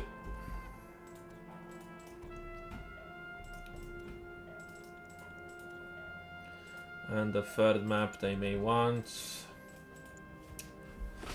which if Pika wins, will be the final game.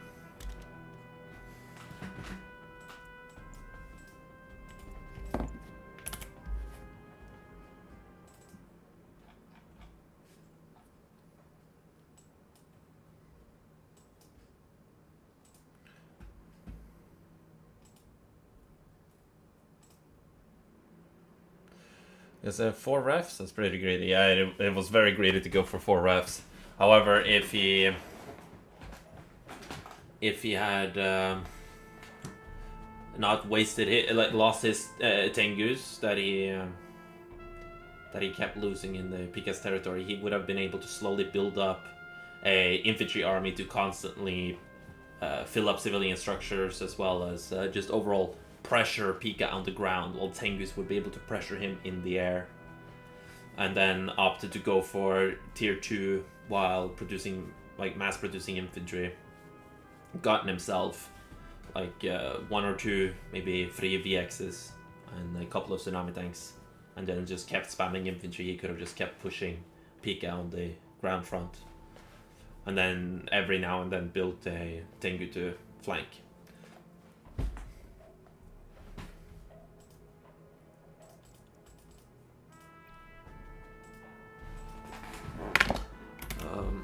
I hope Dastulon just promptly remembers that. Hello. That it is a best of 5. As he relaunched the game. I will message him. Remember, it's a best 5.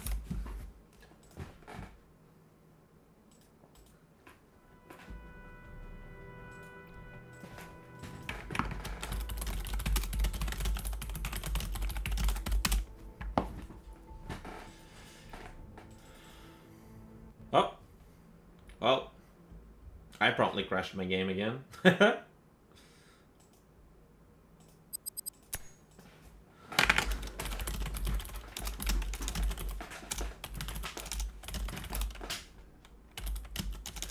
Yeah, he was not aware that it was a best of 5 in the semifinals.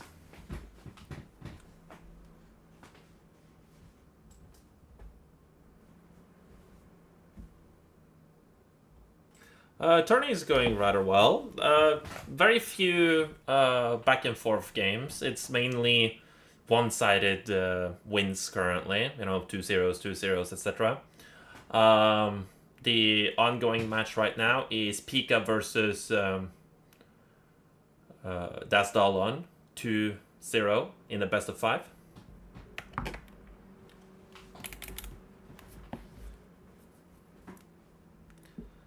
So as soon as I get, there we go, my game up and running again. And Dasdalon has probably relaunched this game already. There we go. We will commence the next match.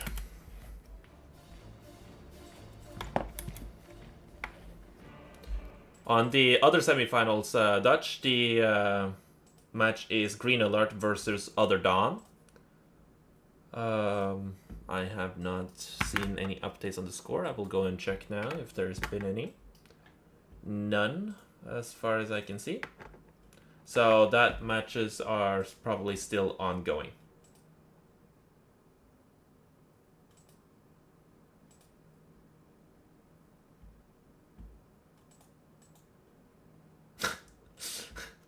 Yeah.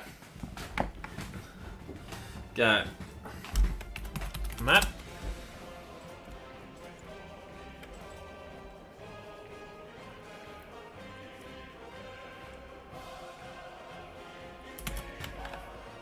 Wow, he answers that.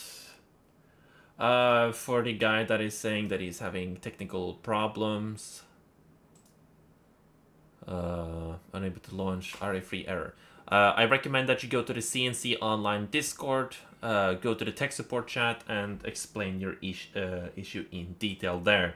The tech support team will help you there as soon as they have an available opportunity to.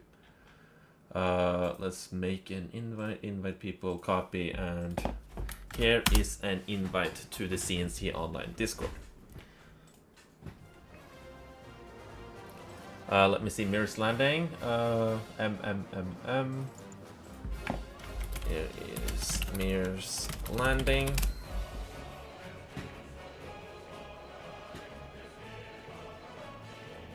Ah, no. Let's go deep. Again, we're going deep sea.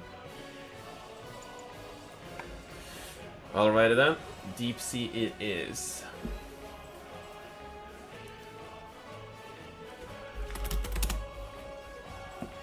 Okay.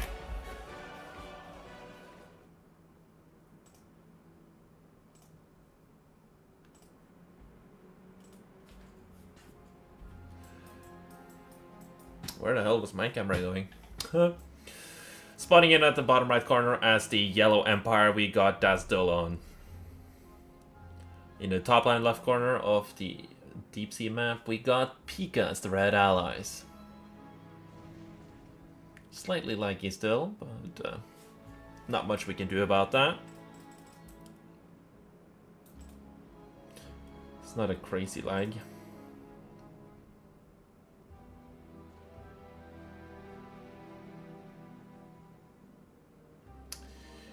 In any case, though,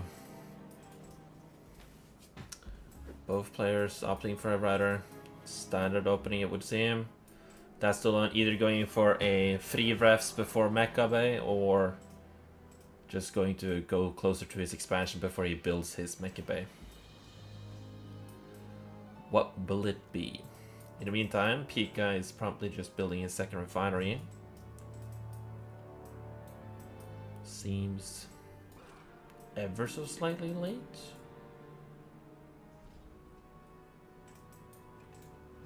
No, he's not late.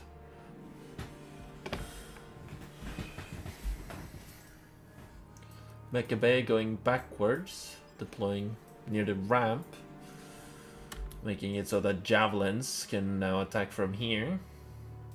If Pika opts to sneak some Riptide with troops around or from here. In the meantime, however, Dasdalon has opted to spam Imperial Warriors like there's nobody's business and slowly push towards Pika's base.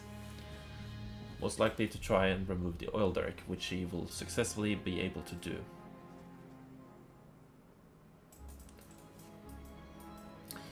In the meantime, Pika has gone for the airfield and is going to Oh, what a beautiful bomb split there. I honestly think that was just a double bomb and then a single bomb. In any case, he managed to hit 3 targets.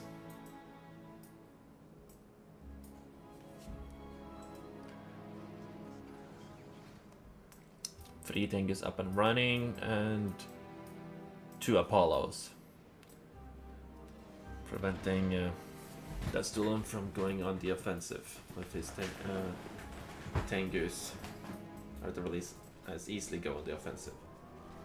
As he then promptly chases the Apollos around and is unable to find and secure the kill. However, he didn't lose any Tengus either.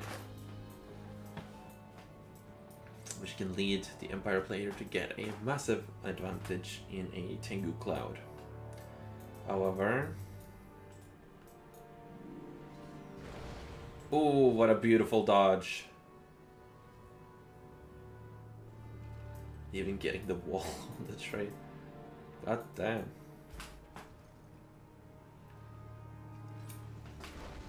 Oh my god. That's some beautiful dodging right there as the Tengus fly in and secures the kill on one Vindicator and proceeds to kill an Apollo. And the Imperial Warriors in the meantime is unable to secure a good amount of kills due to splash damage as 2 Tengus promptly lands and the other Tengus will camp the airfield.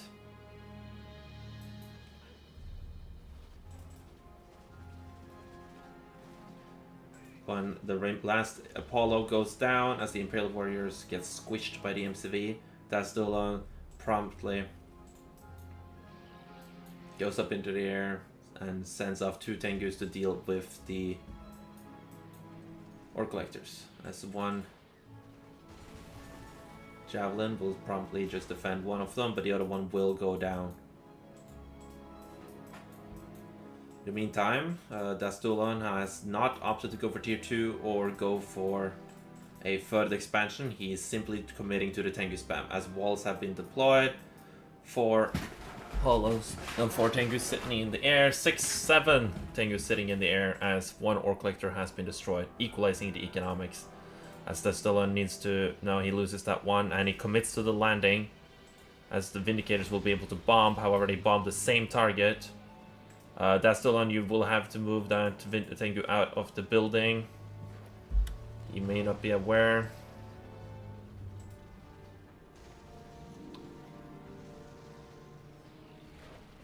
That one gets crushed. Tengu on the low ground. As Dastulon throws away his advantage. And Dastulon, you still have to move this one out. Anybody got him on the friend list and can send him a message? In any case, the Tengu will not be able to do any decisive damage here. There, the MCV successfully got the crush, or the Peacekeeper got the kill. Seems like the Peacekeeper got the kill. I will promptly remind Dastulon that if that happens in the future, he will have to take the Tengu up. It seems, however, that Dastulon is not going to be able to capitalize on that as he promptly lost all of his Tengus. He will be able to take this fight. Point defense drones? No, no point defense drones, but the Tengus will be slaughtered by the Apollos as the double-vetted one goes down. MCV pushes forward, and Dastulon just simply has... no, Pika has the economic advantage. There's the point defense drones. As he is promptly repairing his Tengu.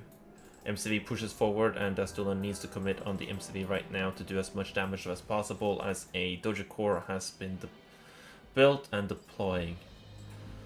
Pika sees the infantry production and promptly packs up his MCV to go somewhere else.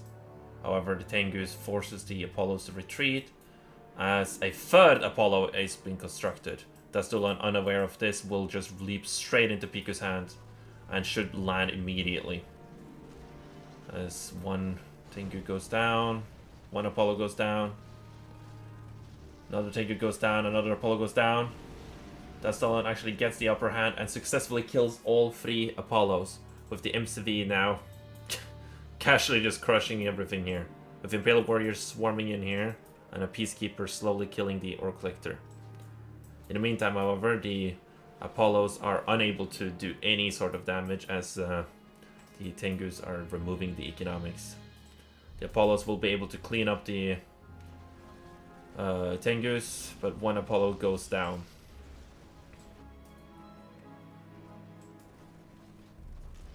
And the crash landing goes down.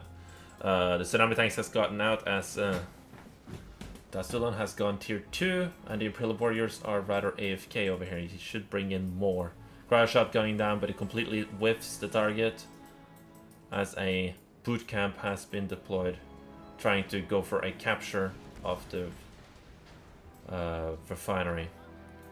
Pika is looking in a very dangerous position right now, but can go for a cryocopter spam build.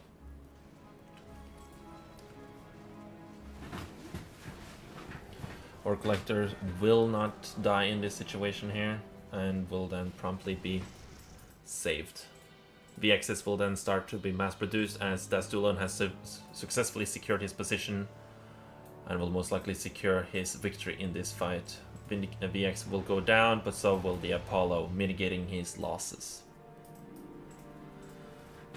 With the command hub slowly being produced, in reality, Dastalon only needs to spam a lot of Tengus right now, as 2 Vindicators will mean that it will be a maximum of 2 Apollos at any given time. Once again, unbeknownst to Dastalon, Tengu spam right now would be perfect. 3 Vindicators. Which is actually unable to kill a Tsunami Tank. And there's the GG quote. Dastalon securing himself a point on the board. I need to see my phone.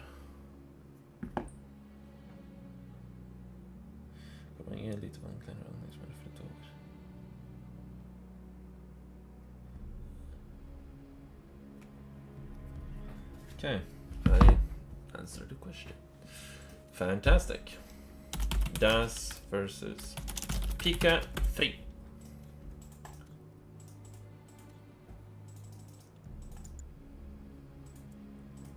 Pika opting to go for Mir's Landing on the next match. Wrong button.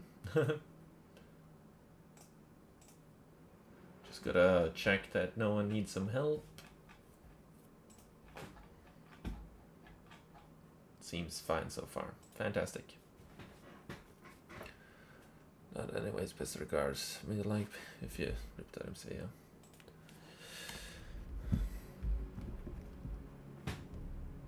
Okay. Seems like Pika wants to play Liberation Freeze for game number 4. Pika is still on match point. If Pika wins this, Pika moves over to the finals. However, should Dastalon be successful with his newfound color of light blue, we will go over to the ace match. In any case, spawning in on the right hand side of the map, we got Dastalon. And on the left hand side of the map, we got Pika as the red allies. Let's see. Yeah, just standard build openers for both sides. Nothing cheeky, nothing fancy.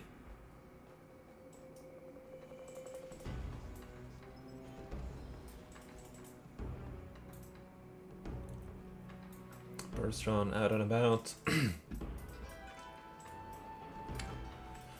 One singular javelin in the civilian structure here will make sure that any Tengu that flies too close will promptly take a bit of extra damage.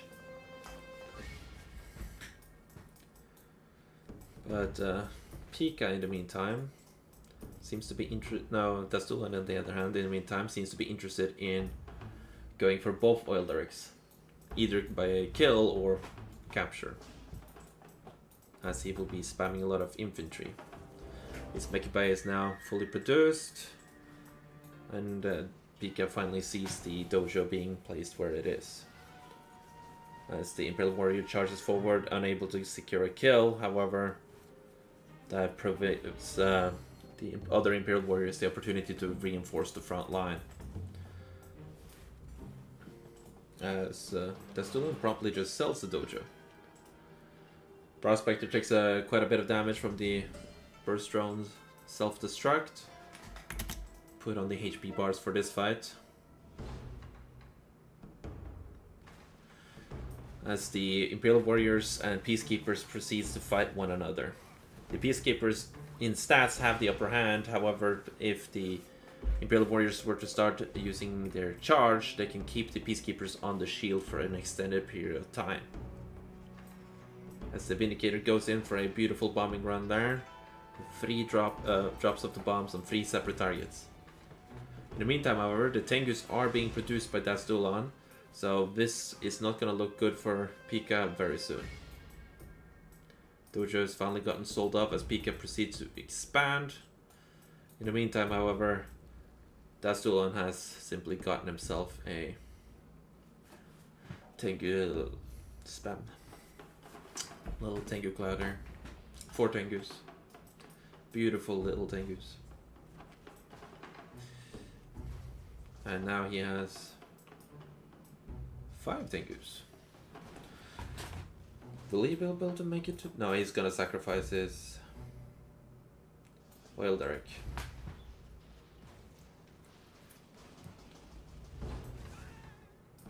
As the Apollos try to find an opportunity to fight the Tengus, but all they find is just way too many Tengus. Javelin, however, proves to be rather useful as it almost secures itself a kill already, and does quite a lot of damage, considering the extended range and location of the civilian structure. Secondary airfield has been deployed, allowing Pika to get himself a total of 4 Apollos, or 6, depending on how he goes about it. In the meantime, however, Dastulon is promptly flying about and enjoying his life with his Tengus, being spotted and hunted by the 4 Apollos that is out and about right now. Pika securing himself lots and lots of kills, but the Ore Collector goes down to the bombing run, and the Tengus seems to be unable to secure the kills here as Pika just does so much damage. However, the crash landing is proving to be very deadly against the refinery. As Pika needs to be extremely careful now, as Dastulon could sacrifice a couple of more Tengus to just remove this refinery in its entirety.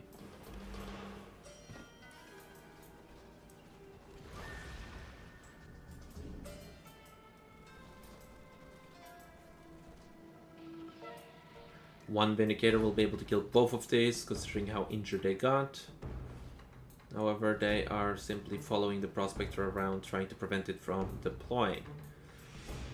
However, all he's really doing right now is allowing the Vindicator to effectively deal with it. But now he will lose the Prospector if he kills it. Dastulon fails to follow up on staying too close. Thank you, Dastulon, for remembering to move out.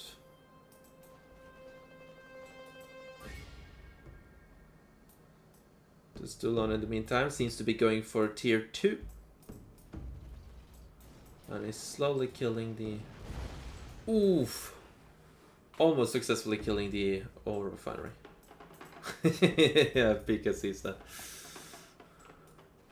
As the Ore Collector on the water is slowly but surely murdered. The Prospector fails its movement command and probably just gets stuck.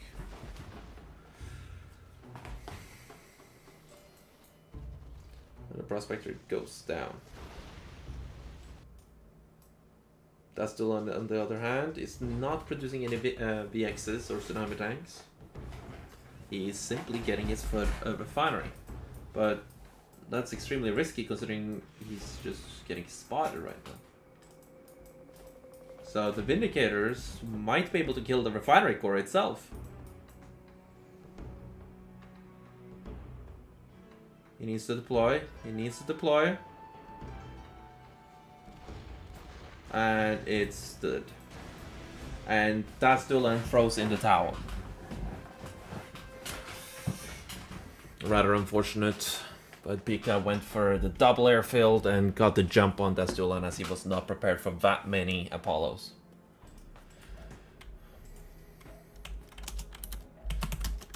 Pika 4.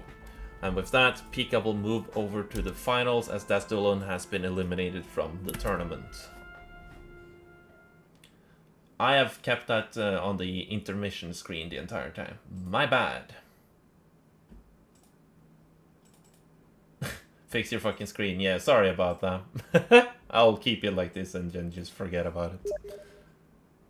Yeah, one fucking job. Yeah, I know. Sorry, Dodge.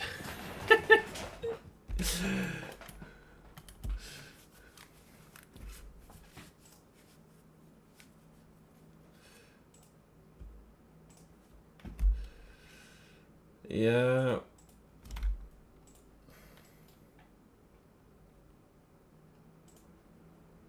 One job and I failed on doing it properly. I remember it for all the other matches, but hey. It's all about the times you fuck up that people will remember. Now, what's the status on Other Dawn and Green Alert?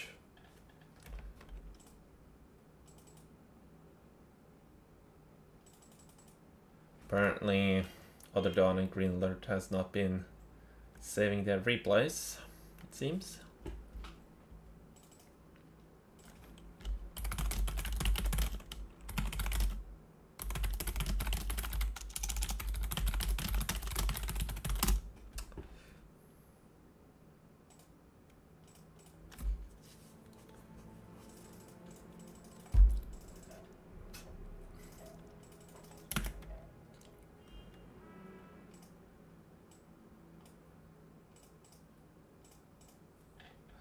Okay.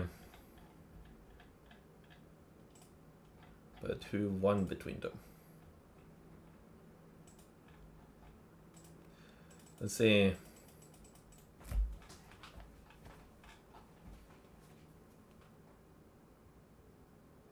It was a 3-1 score, but we're uncertain on who won right now.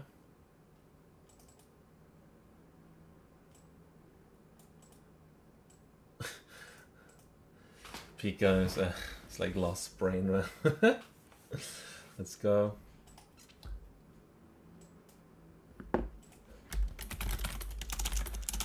Let's see.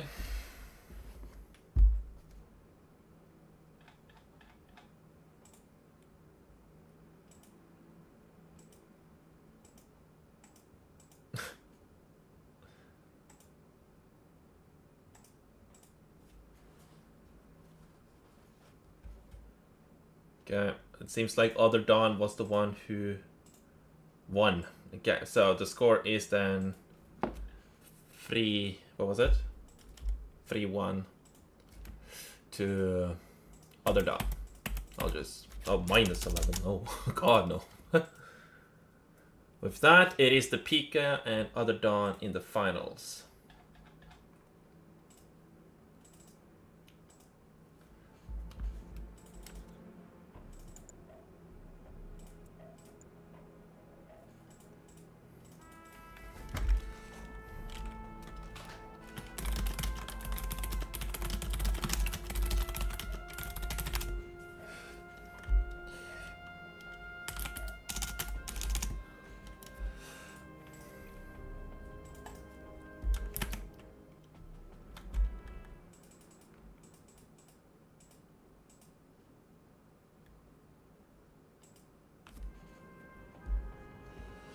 Alright.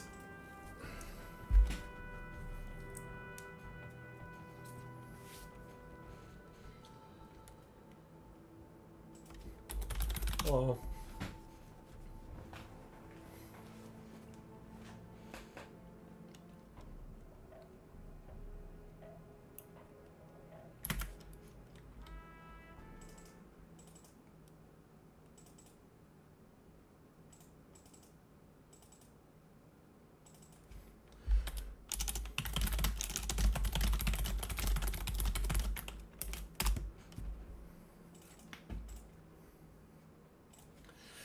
The players just casually arguing about the hours at night.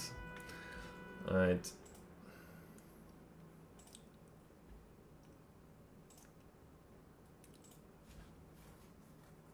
The next one will be the last game in the BFA if Pika will lose.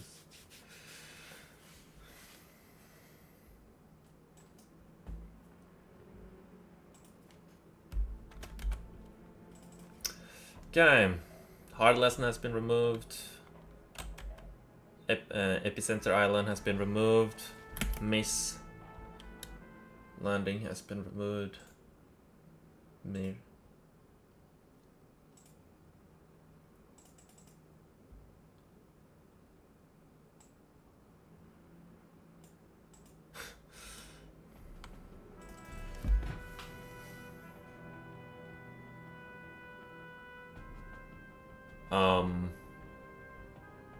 Okay.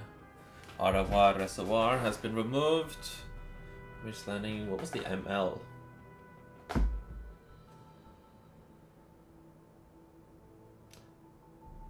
Liberation Freeze has been removed. Honestly, at this point, I'm confused on which map the MS and ML is. But it is what it is.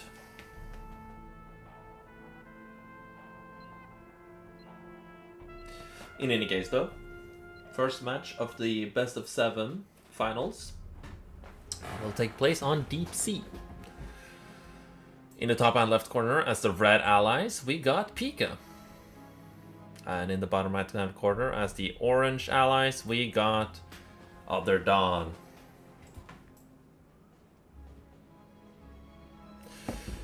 Oh, I must not forget. Okay.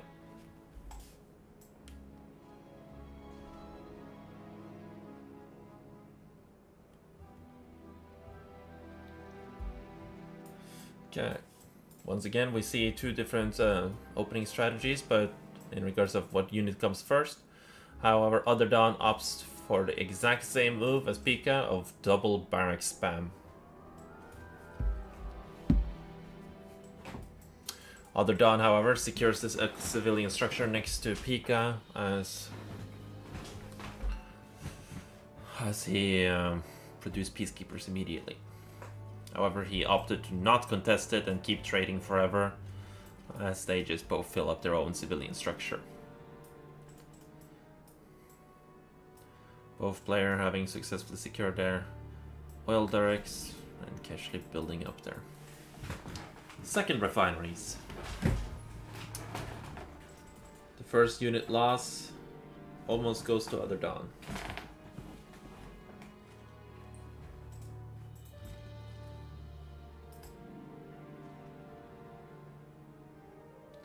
Dogs just casually running by each other as Other Dawn secures himself 2 juicy kills.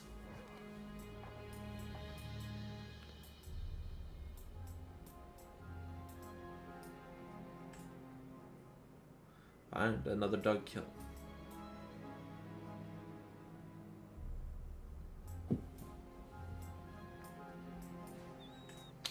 However, he promptly loses the dog.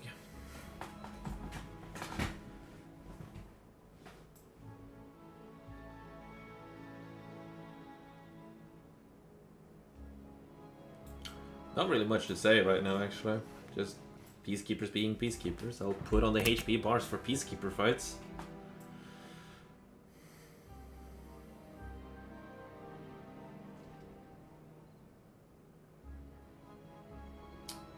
Well, Other Dawn maintaining a prolonged double barracks production, while Pika just maintains a singular. But Pika got his third expansion up a bit earlier, while Other Dawn and Pika opting to fight each other here. The civilian structure is still posing a major threat.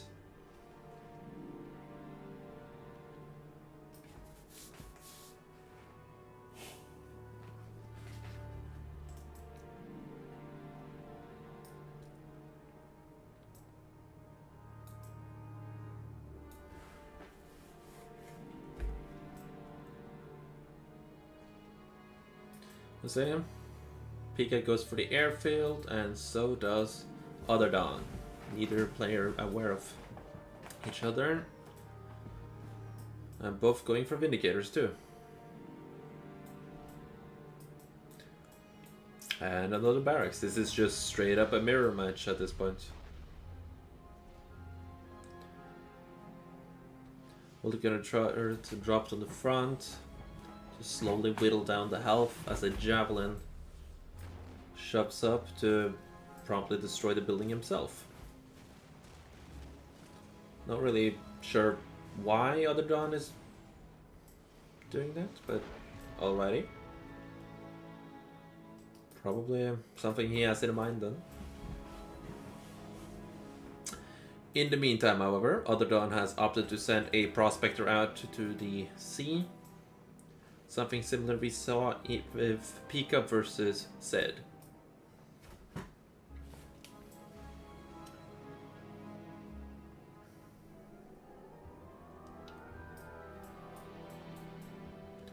Nothing particularly new currently happening, but Other Dawn has managed to secure himself a 4th expansion. So Pika will have a advantage in the numbers game, and he's actually going to go for the observation post. Seems like that, or potentially heal his infantry, depending on what he goes for. Pika has gone for tier 2 on his MCV, and no, he's just going to go for the observation post. As the oil there gets blown up by the Vindicators. This is going to prove very useful for Pika, allowing him to see quite a lot of Other Dawn's base constantly. However, it is 500 cash that he's not going to get any direct combat value from. So if Other Dawn promptly removes it, then it didn't really do anything. Vindicators get caught in a tough position as the Apollos from Other Dawn will lose this engagement. Oh, never mind. Neither player committing to their Apollo fights. However, Other Dawn successfully removing the observation post, and the Vindicator is really good for him, especially considering he still maintains an economic lead. With the Riptide slowly pushing in and then Multigunner turret dropped on the high ground. That's gonna quickly... Holy line spike there.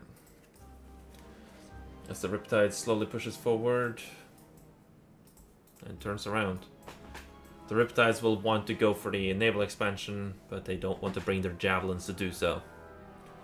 Other Dawn has to see this and stop it before it fully goes through, and promptly kills one of the Riptides.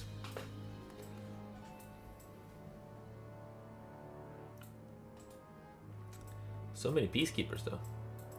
Tier 3 on Other Dawn, Tier 3, no? Tier 2 still on Pika. Other Dawn has gone for Tier 3 and will promptly drop down a War Factory and go for the Athena Cannons. There's no need for Mirage tanks when you can simply have Aegis Shield in a mirror match. But a Mirage tank or 2 right now would also still be quite the army. In the meantime, however, Pika is opting to go for the aggressive play and pushing his MCV forward, going to drop down turrets as well as push with his entire army. He's opting to go through the low ground, which he will just be met with a wall. The Gyrocopter will be able to spot this wall, but it will be swiftly taken down by the javelins.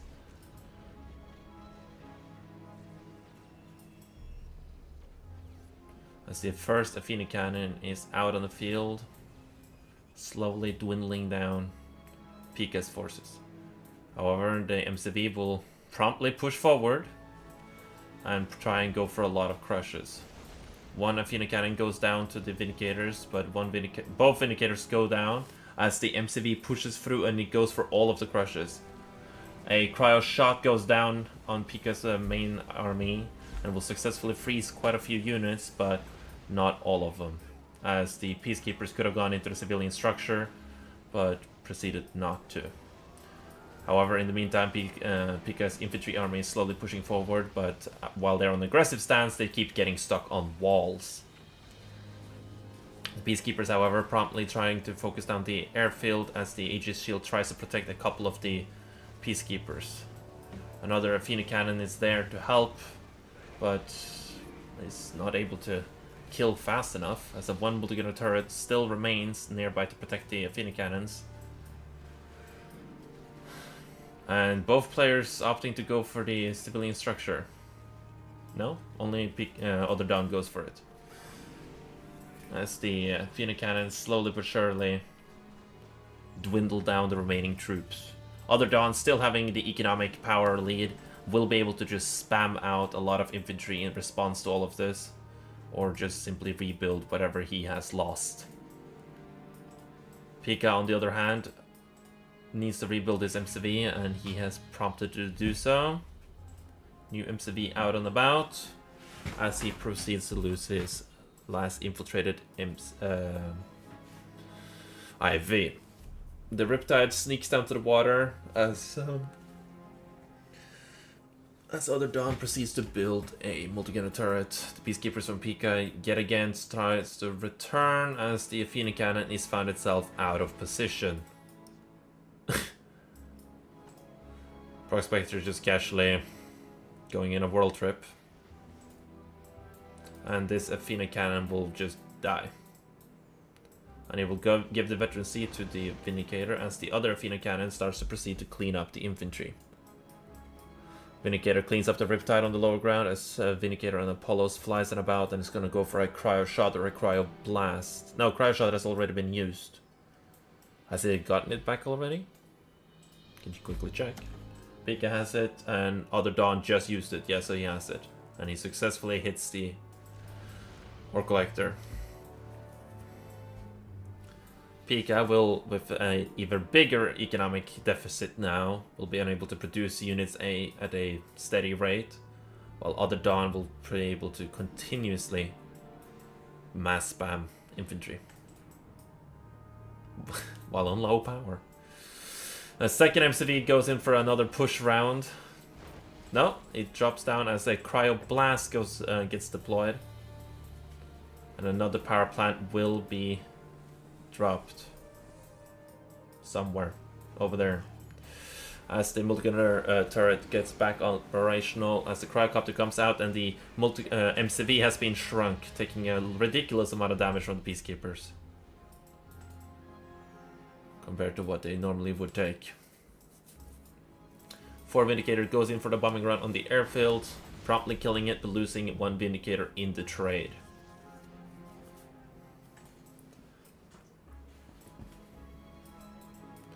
As another Vindicator goes down to the Apollos.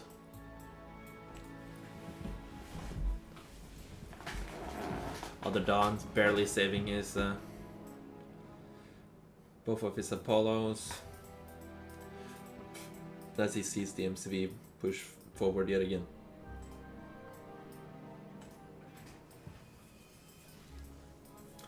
He needs to move the cryocopter forward and shrink, which he successfully does. And Pika calls in the GG as Other Dawn secures himself game number 1.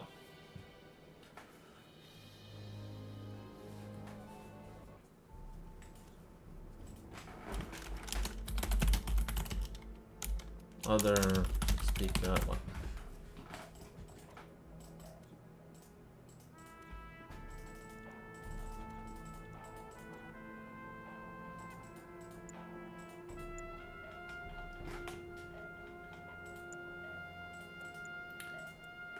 There we go. Lobby is open.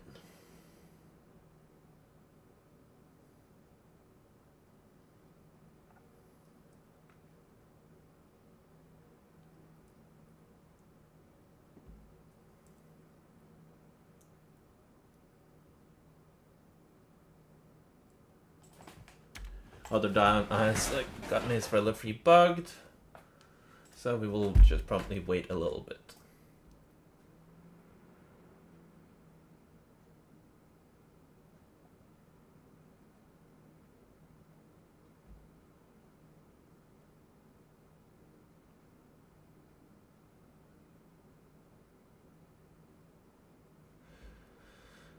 Okay.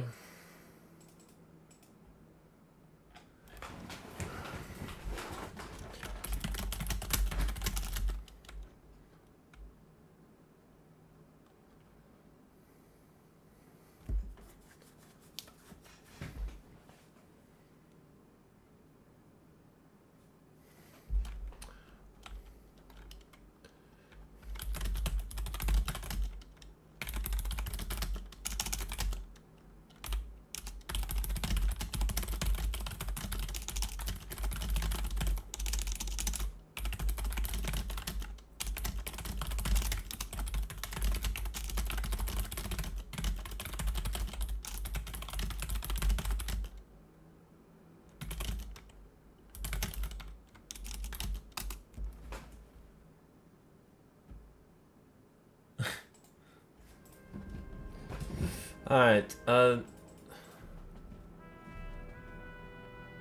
okay, they are apparently happy with Au revoir Reservoir.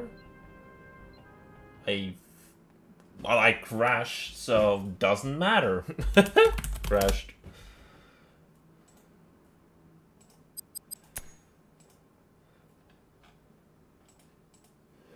Fantastic. Love it when that happens.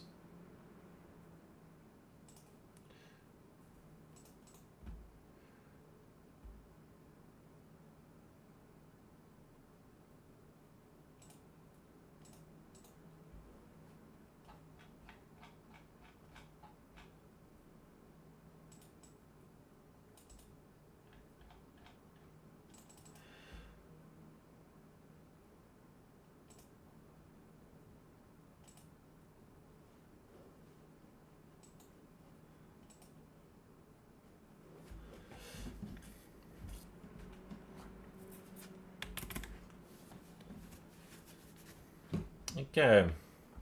Got my game back up and running.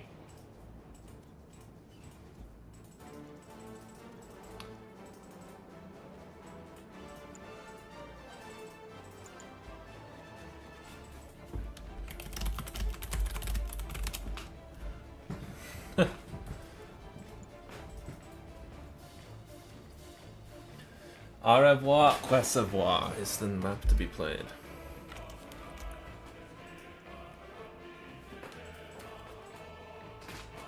Double checking that my stream is correct.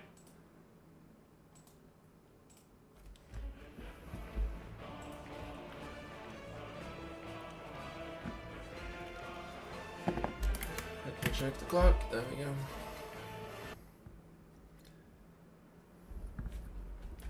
Alrighty then. Spawning in at the top and right hand corner, we got Orange Other Dawn as the allies. God damn. The map zoom on this map feels weird. Alright. In the bottom left hand corner, as the red allies, we got Pika. Both players opting to quickly go for their respective oil derricks. That's fine.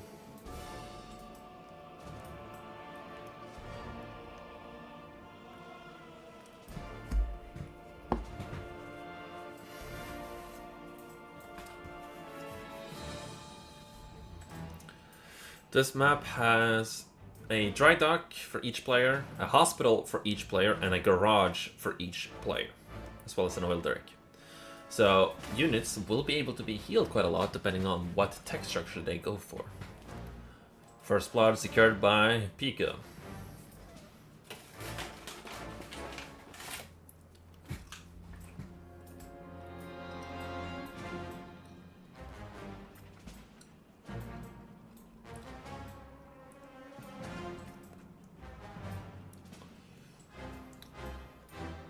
Pika actually going for the dry dock in an early game here now. With the dry dock captured, he will most likely be going for a naval yard. And Other Dawn, yeah, he will see it. Yeah, he sees it. And Pika secures the stun and the kill accordingly. In the meantime, however, Other Dawn is going for the expansion instead. As the naval yard gets dropped down. Now the question will be, will Pika go for a tier 2 or will he just promptly spam Riptides? He does have a few javelins, so he's going to go for a Rip Jab strategy. Close that menu. Another successful kill from Pika.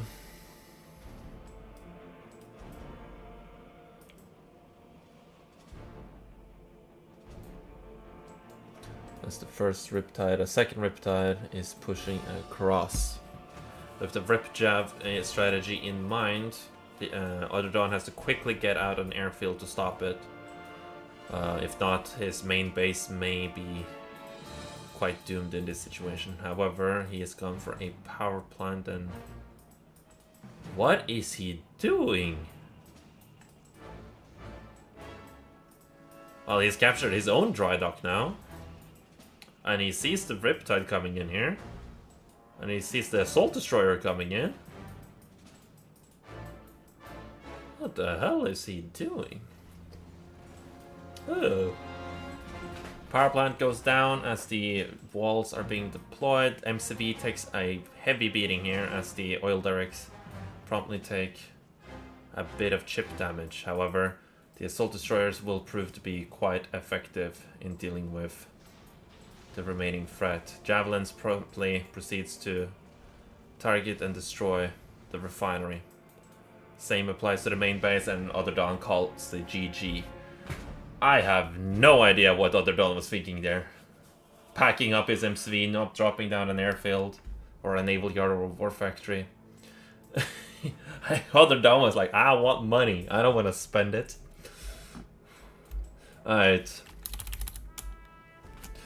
Other versus Pika 2. Both players having a point on the board now. What the hell was that? Alright. Let's see. Mr. Biss was the name. Ah! That was the name of the map.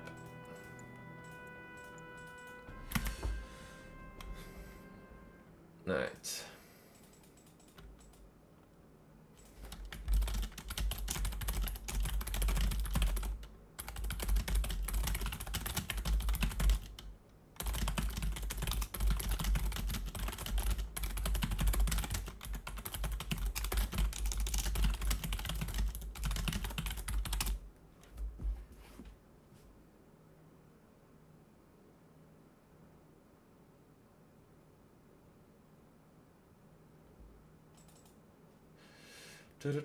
Good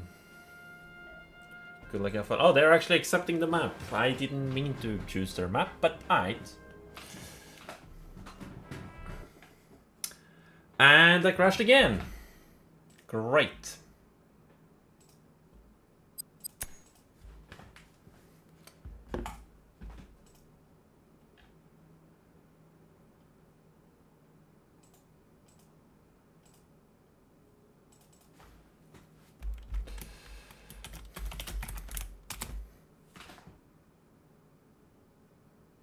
What stream, Twitch? Wow, cookies.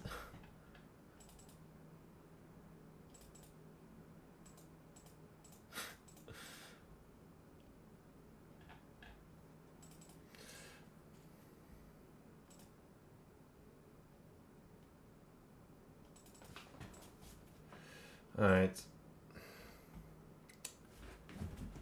Considering how late it is for both of them, if they continue with their games, I will not stop them if my game crashes.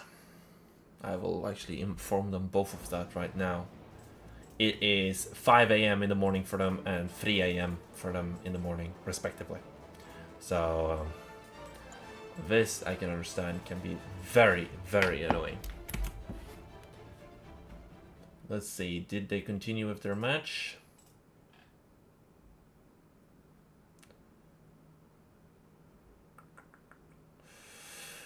Zed and Blues Magoose are playing with each other. That's nice. It does not seem like it exists anymore. Okay,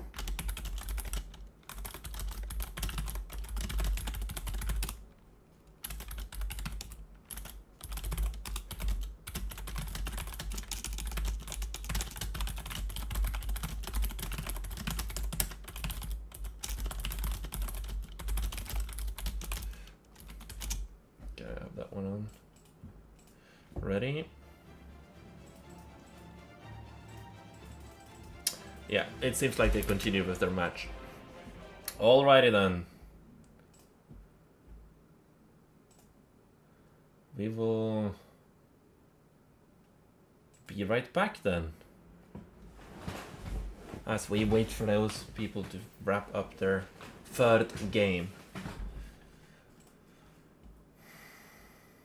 I do not see their lobby in the list, but it is what it is.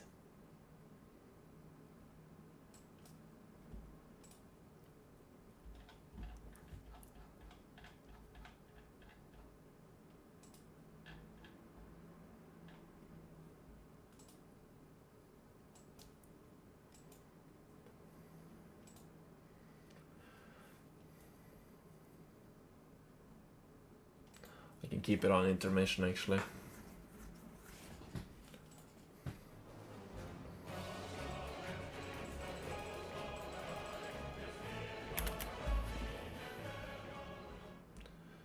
So, and I will promptly just allow the Red Alert Free soundtrack to be played in the background over Spotify.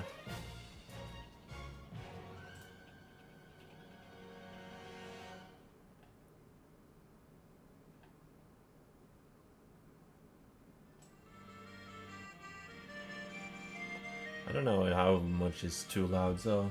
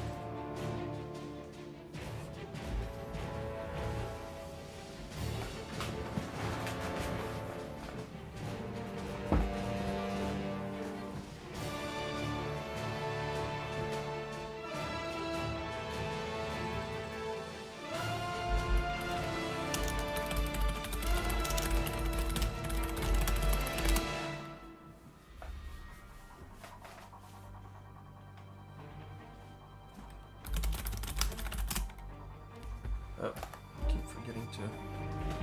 Where's my phone? There's my phone.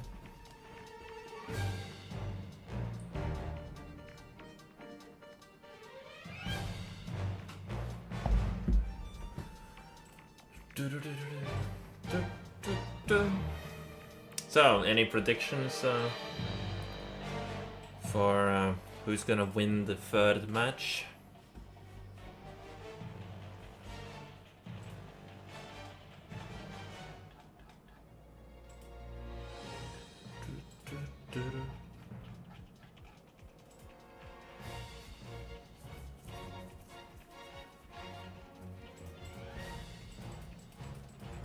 Oh, seems like Other Torm and Pika are done with their match.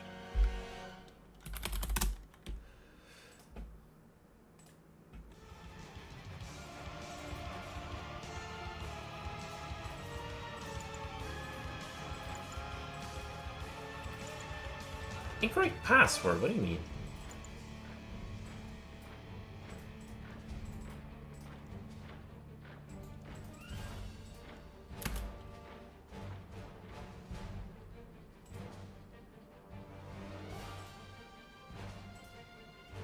Hold on, did they just start?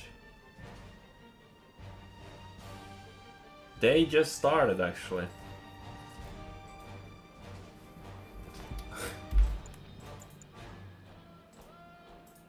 Well, as neither of them are...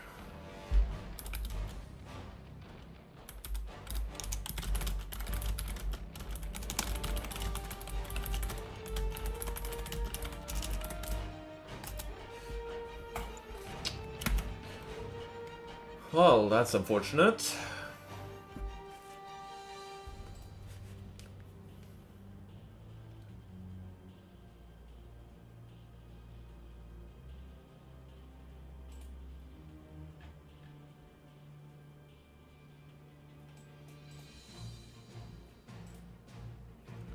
That's rather unfortunate.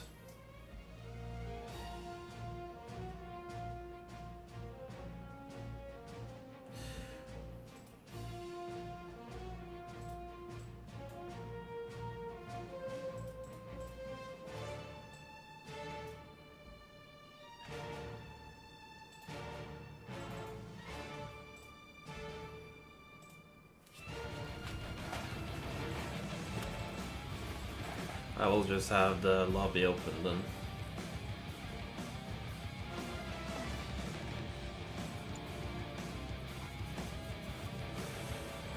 We'll just have Epicenter on. Ah, yes, that's one of the maps they haven't played. Yeah, Red Alert 3 seems to want to crash a lot today. Not really certain for why today though, but there's not much I can do about it, unfortunately. But considering their hour on the clock, I can fully understand and respect that they don't want to wait for me if I crash, but I would appreciate if they could wait 20 seconds, allowing me to join the match. So...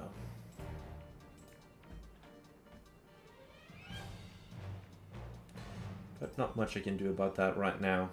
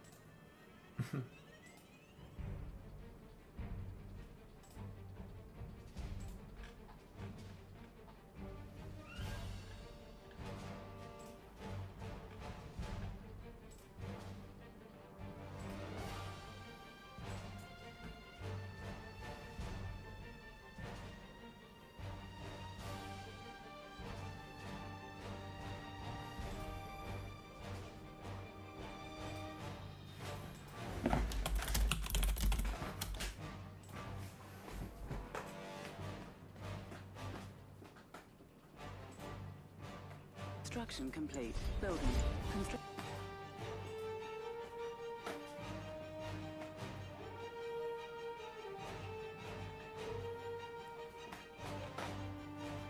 Alright.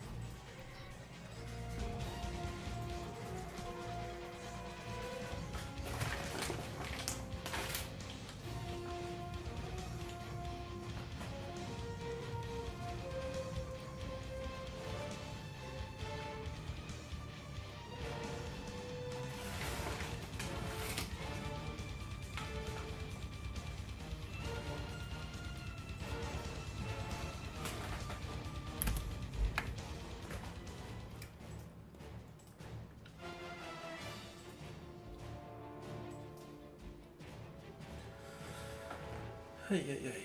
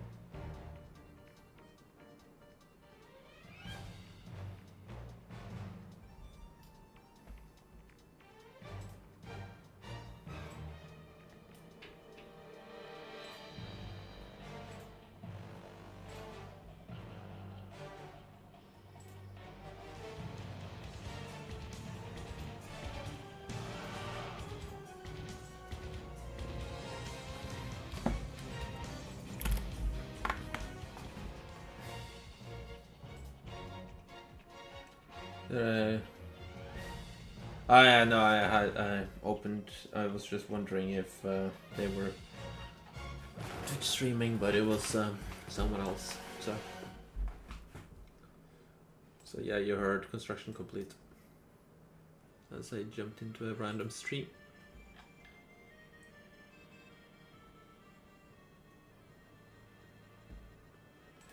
Alright.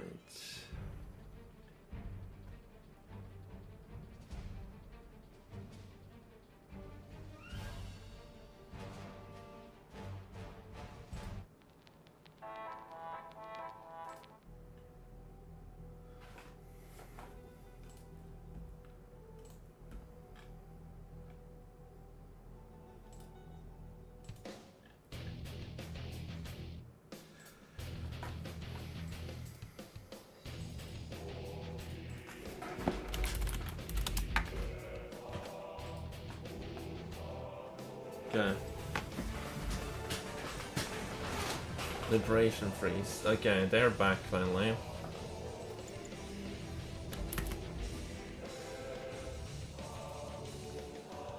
Okay, finally they're back. Okay.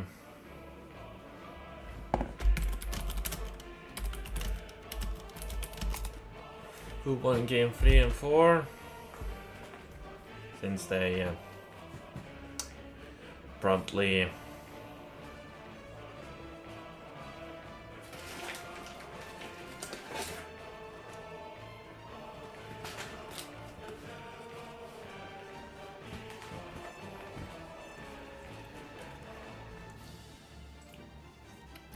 yeah, 2-2.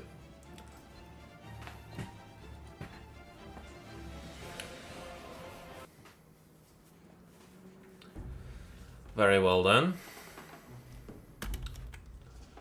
That brings us to Liberation Freeze then, in game number 5. Spawning in at the bottom right corner of the map as the red allies, we have Pika. And spawning in at the top left hand corner as the orange allies, we have Other Dawn.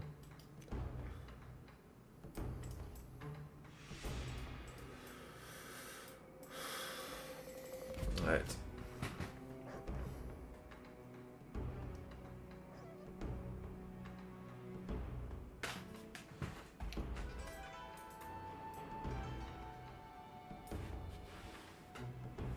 Yeah, it still remains a bit laggy.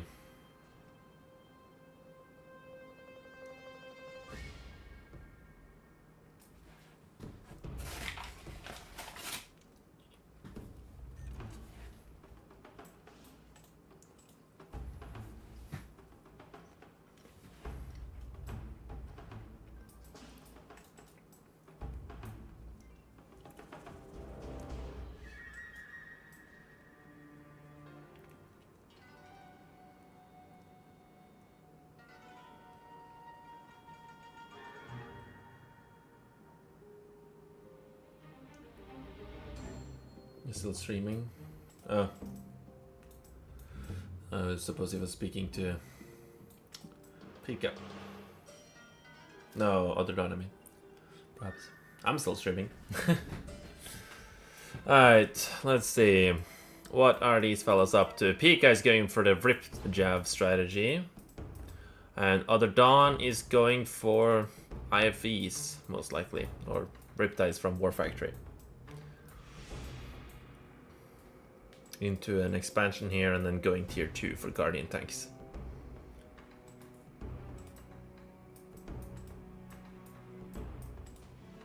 First Riptide out and about.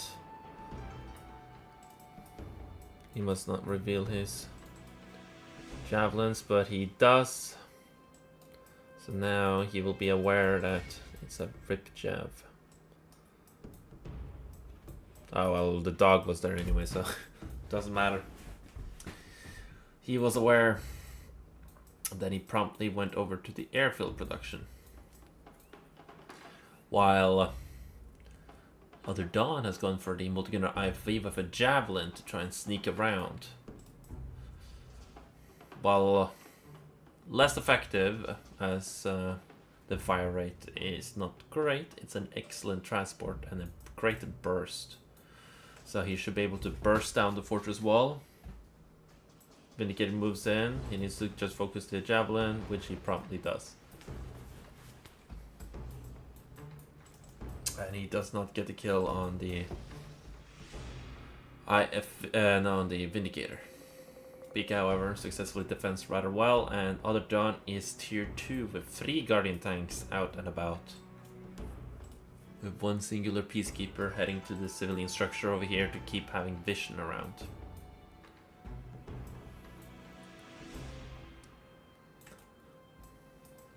Vindicators goes in for the bombing run.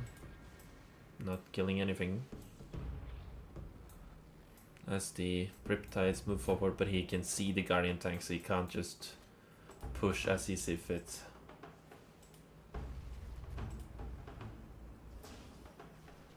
As the high technology has come out. Yeah, he's going for laser pointer. As now they will do double the damage instead of just 50% increased damage from one laser pointer.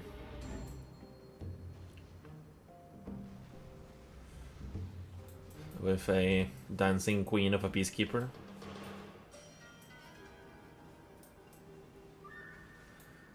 Slowly dying. As the Vindicator goes in for another bombing run. And will promptly be successful in doing so. Removing the IFV from the equation. And promptly making it easier for further bombing runs to take place. Another bombing run goes in.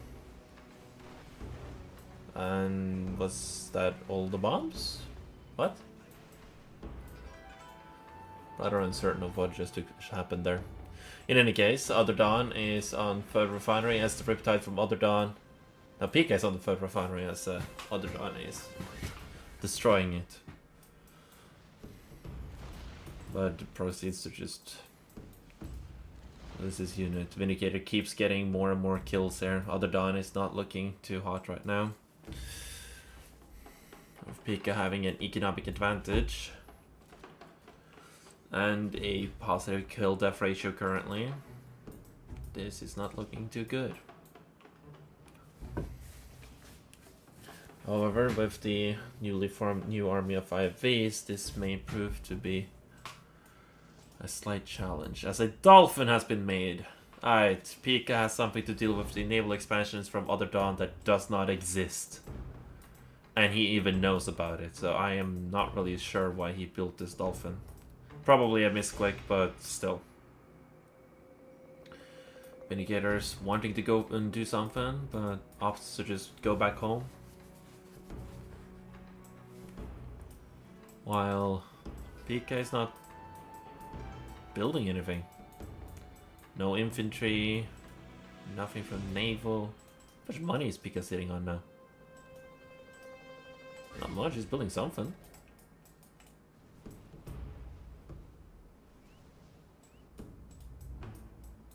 Honestly, I have no clue what Pico's doing there. Still tier 1 on all of this too, so... Oh! I'm just blind. Pika just went tier 2. Right. Should go to the eye doctor.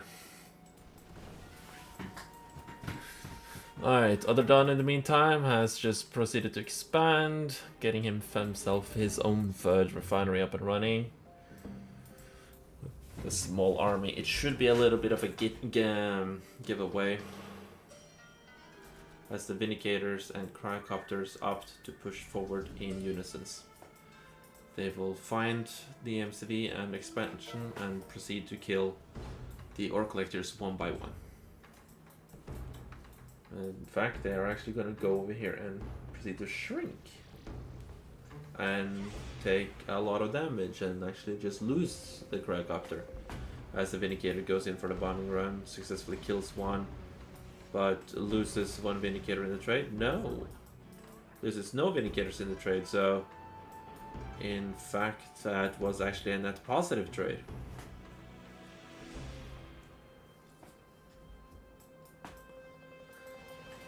In the meantime, Pika opts to just do a ridiculous amount of damage over here with his javelins. As Other Dawn is not producing any infantry to defend himself. His MCV in the meantime is taking a lot of damage from the javelins, but the walls will successfully protect him. As the IFV Peacekeeper is gonna proceed to just kill with the Riptide and Peacekeepers able to shred through the shrunken units. This is looking more and more into the favor of Pika this match here.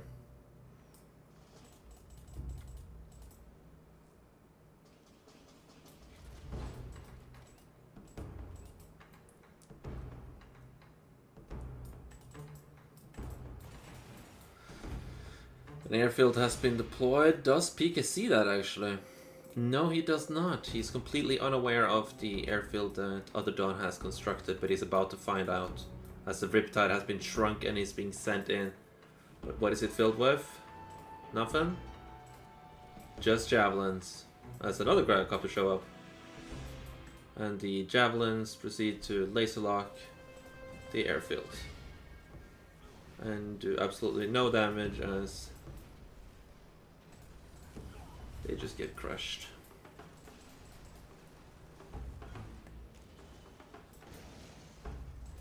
With the Apollo slowly being murdered by the Javelin, the Gyrocopters fall to their doom.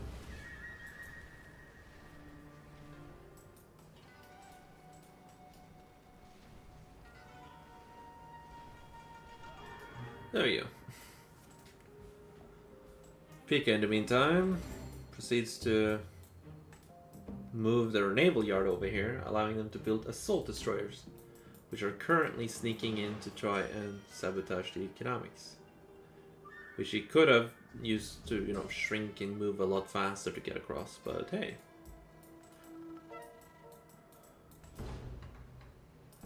If it works, it works. The Apollos are out and about, and here comes the Gyrocopter. As the Gyrocopter from Pika gets shot down by Other Dawn. And the Riptide just heads back. Assault Destroyer gets fully frozen down and killed by the IFV. As two Vindicator gets killed off by the IFVs.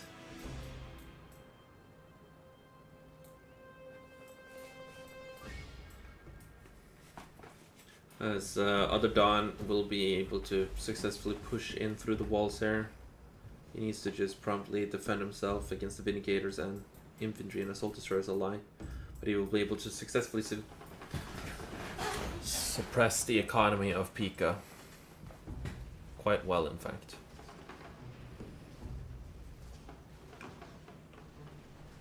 No, the assault destroyer successfully saved one. Oh no, the other one is still alive temporarily too.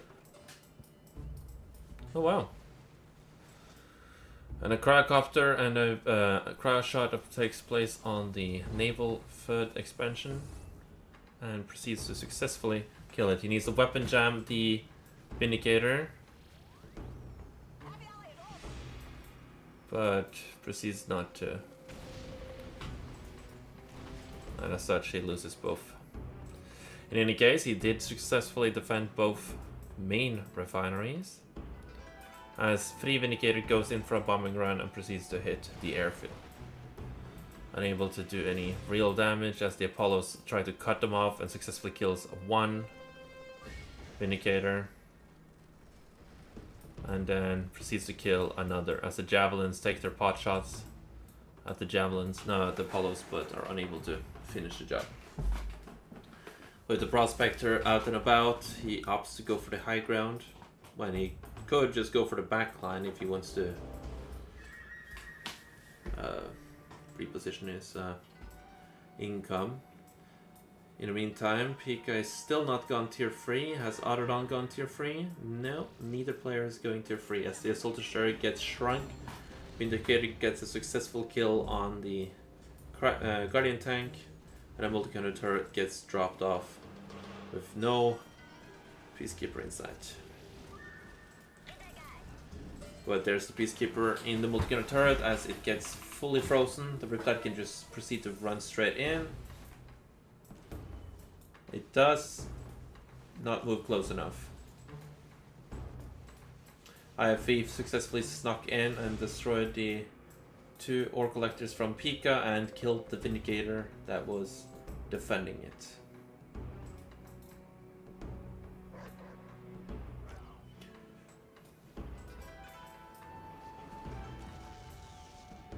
Pika's situation is not looking as good as it once did, as Other Dawn is slowly but surely just securing his victory from outplaying Pika's movements.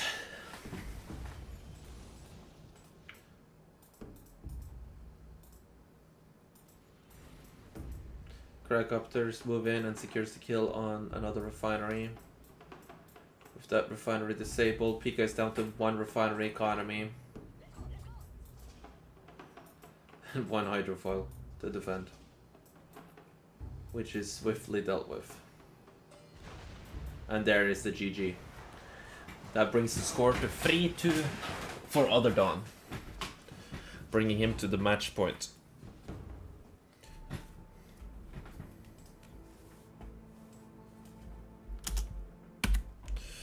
Other versus Pika 5. That was game 5.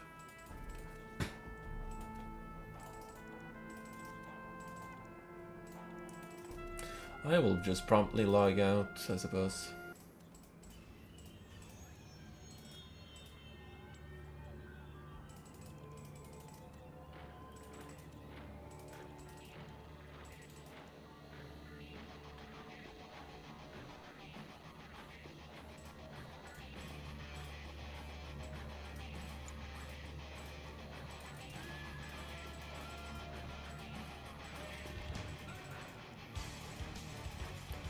They both disappeared.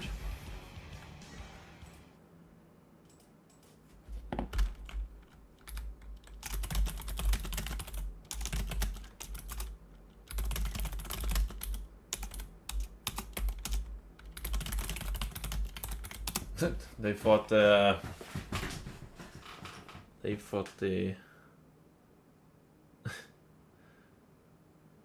thought it was a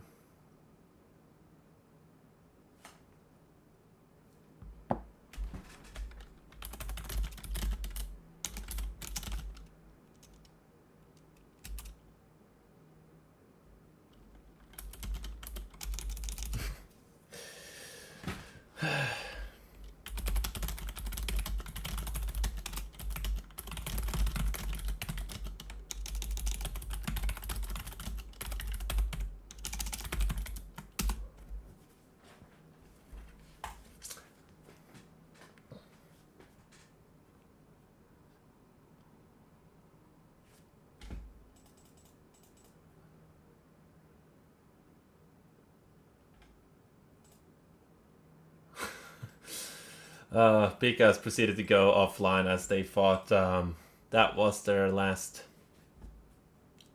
Both of them thought it was a best of 5, but it was in fact a best of 7.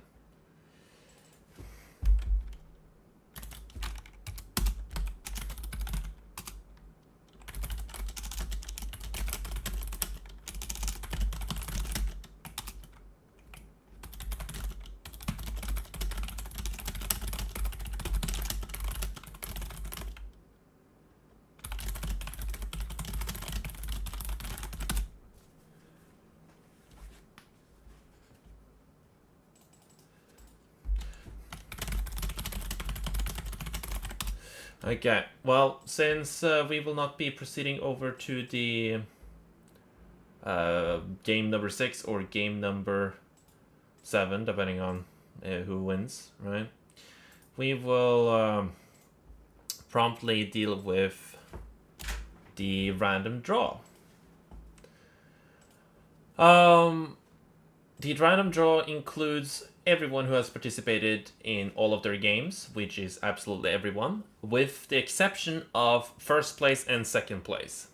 As Other Dawn and Pika are not done with their finals, it doesn't really matter as neither of them will be added in this.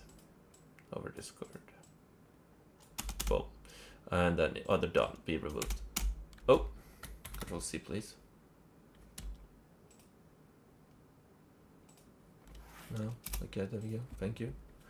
Okay, 1, 2, 3, 4, 5, 6, 7, 8, 9. I should have. Yeah, that's correct. Okay. And we are getting 2 random draws to be handed out. So let's promptly proceed and see who gets the random draw.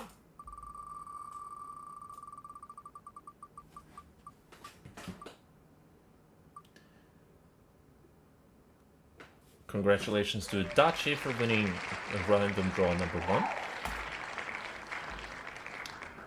And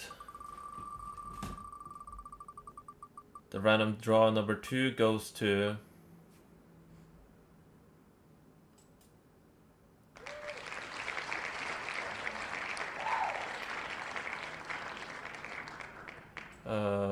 green alert. I just got a prompt. There we go. So, congratulations to Green Alert and Dachi for winning the random draw. And we will the finals will be played over the coming days between Pika and Other Dawn, as they are both heading to sleep right now. Other Dawn has been awake for 27 hours straight to join this tournament, and Pika has been awake quite a long time too. I appreciate both of them for staying up so late in their respective time zones. Hopefully, we will try the next tournament to be arranging games. So the players will have a total of 1 week to complete their games. But technically speaking, those would be round 1 week, round 2 1 week, and so on and so forth. So if we have 4 rounds, that would be a month-long tournament at, of course, slowest speed. In any case, we'll see what happens for the next event. Thank you all for tuning in, and have a wonderful, wonderful night, evening, day, etc.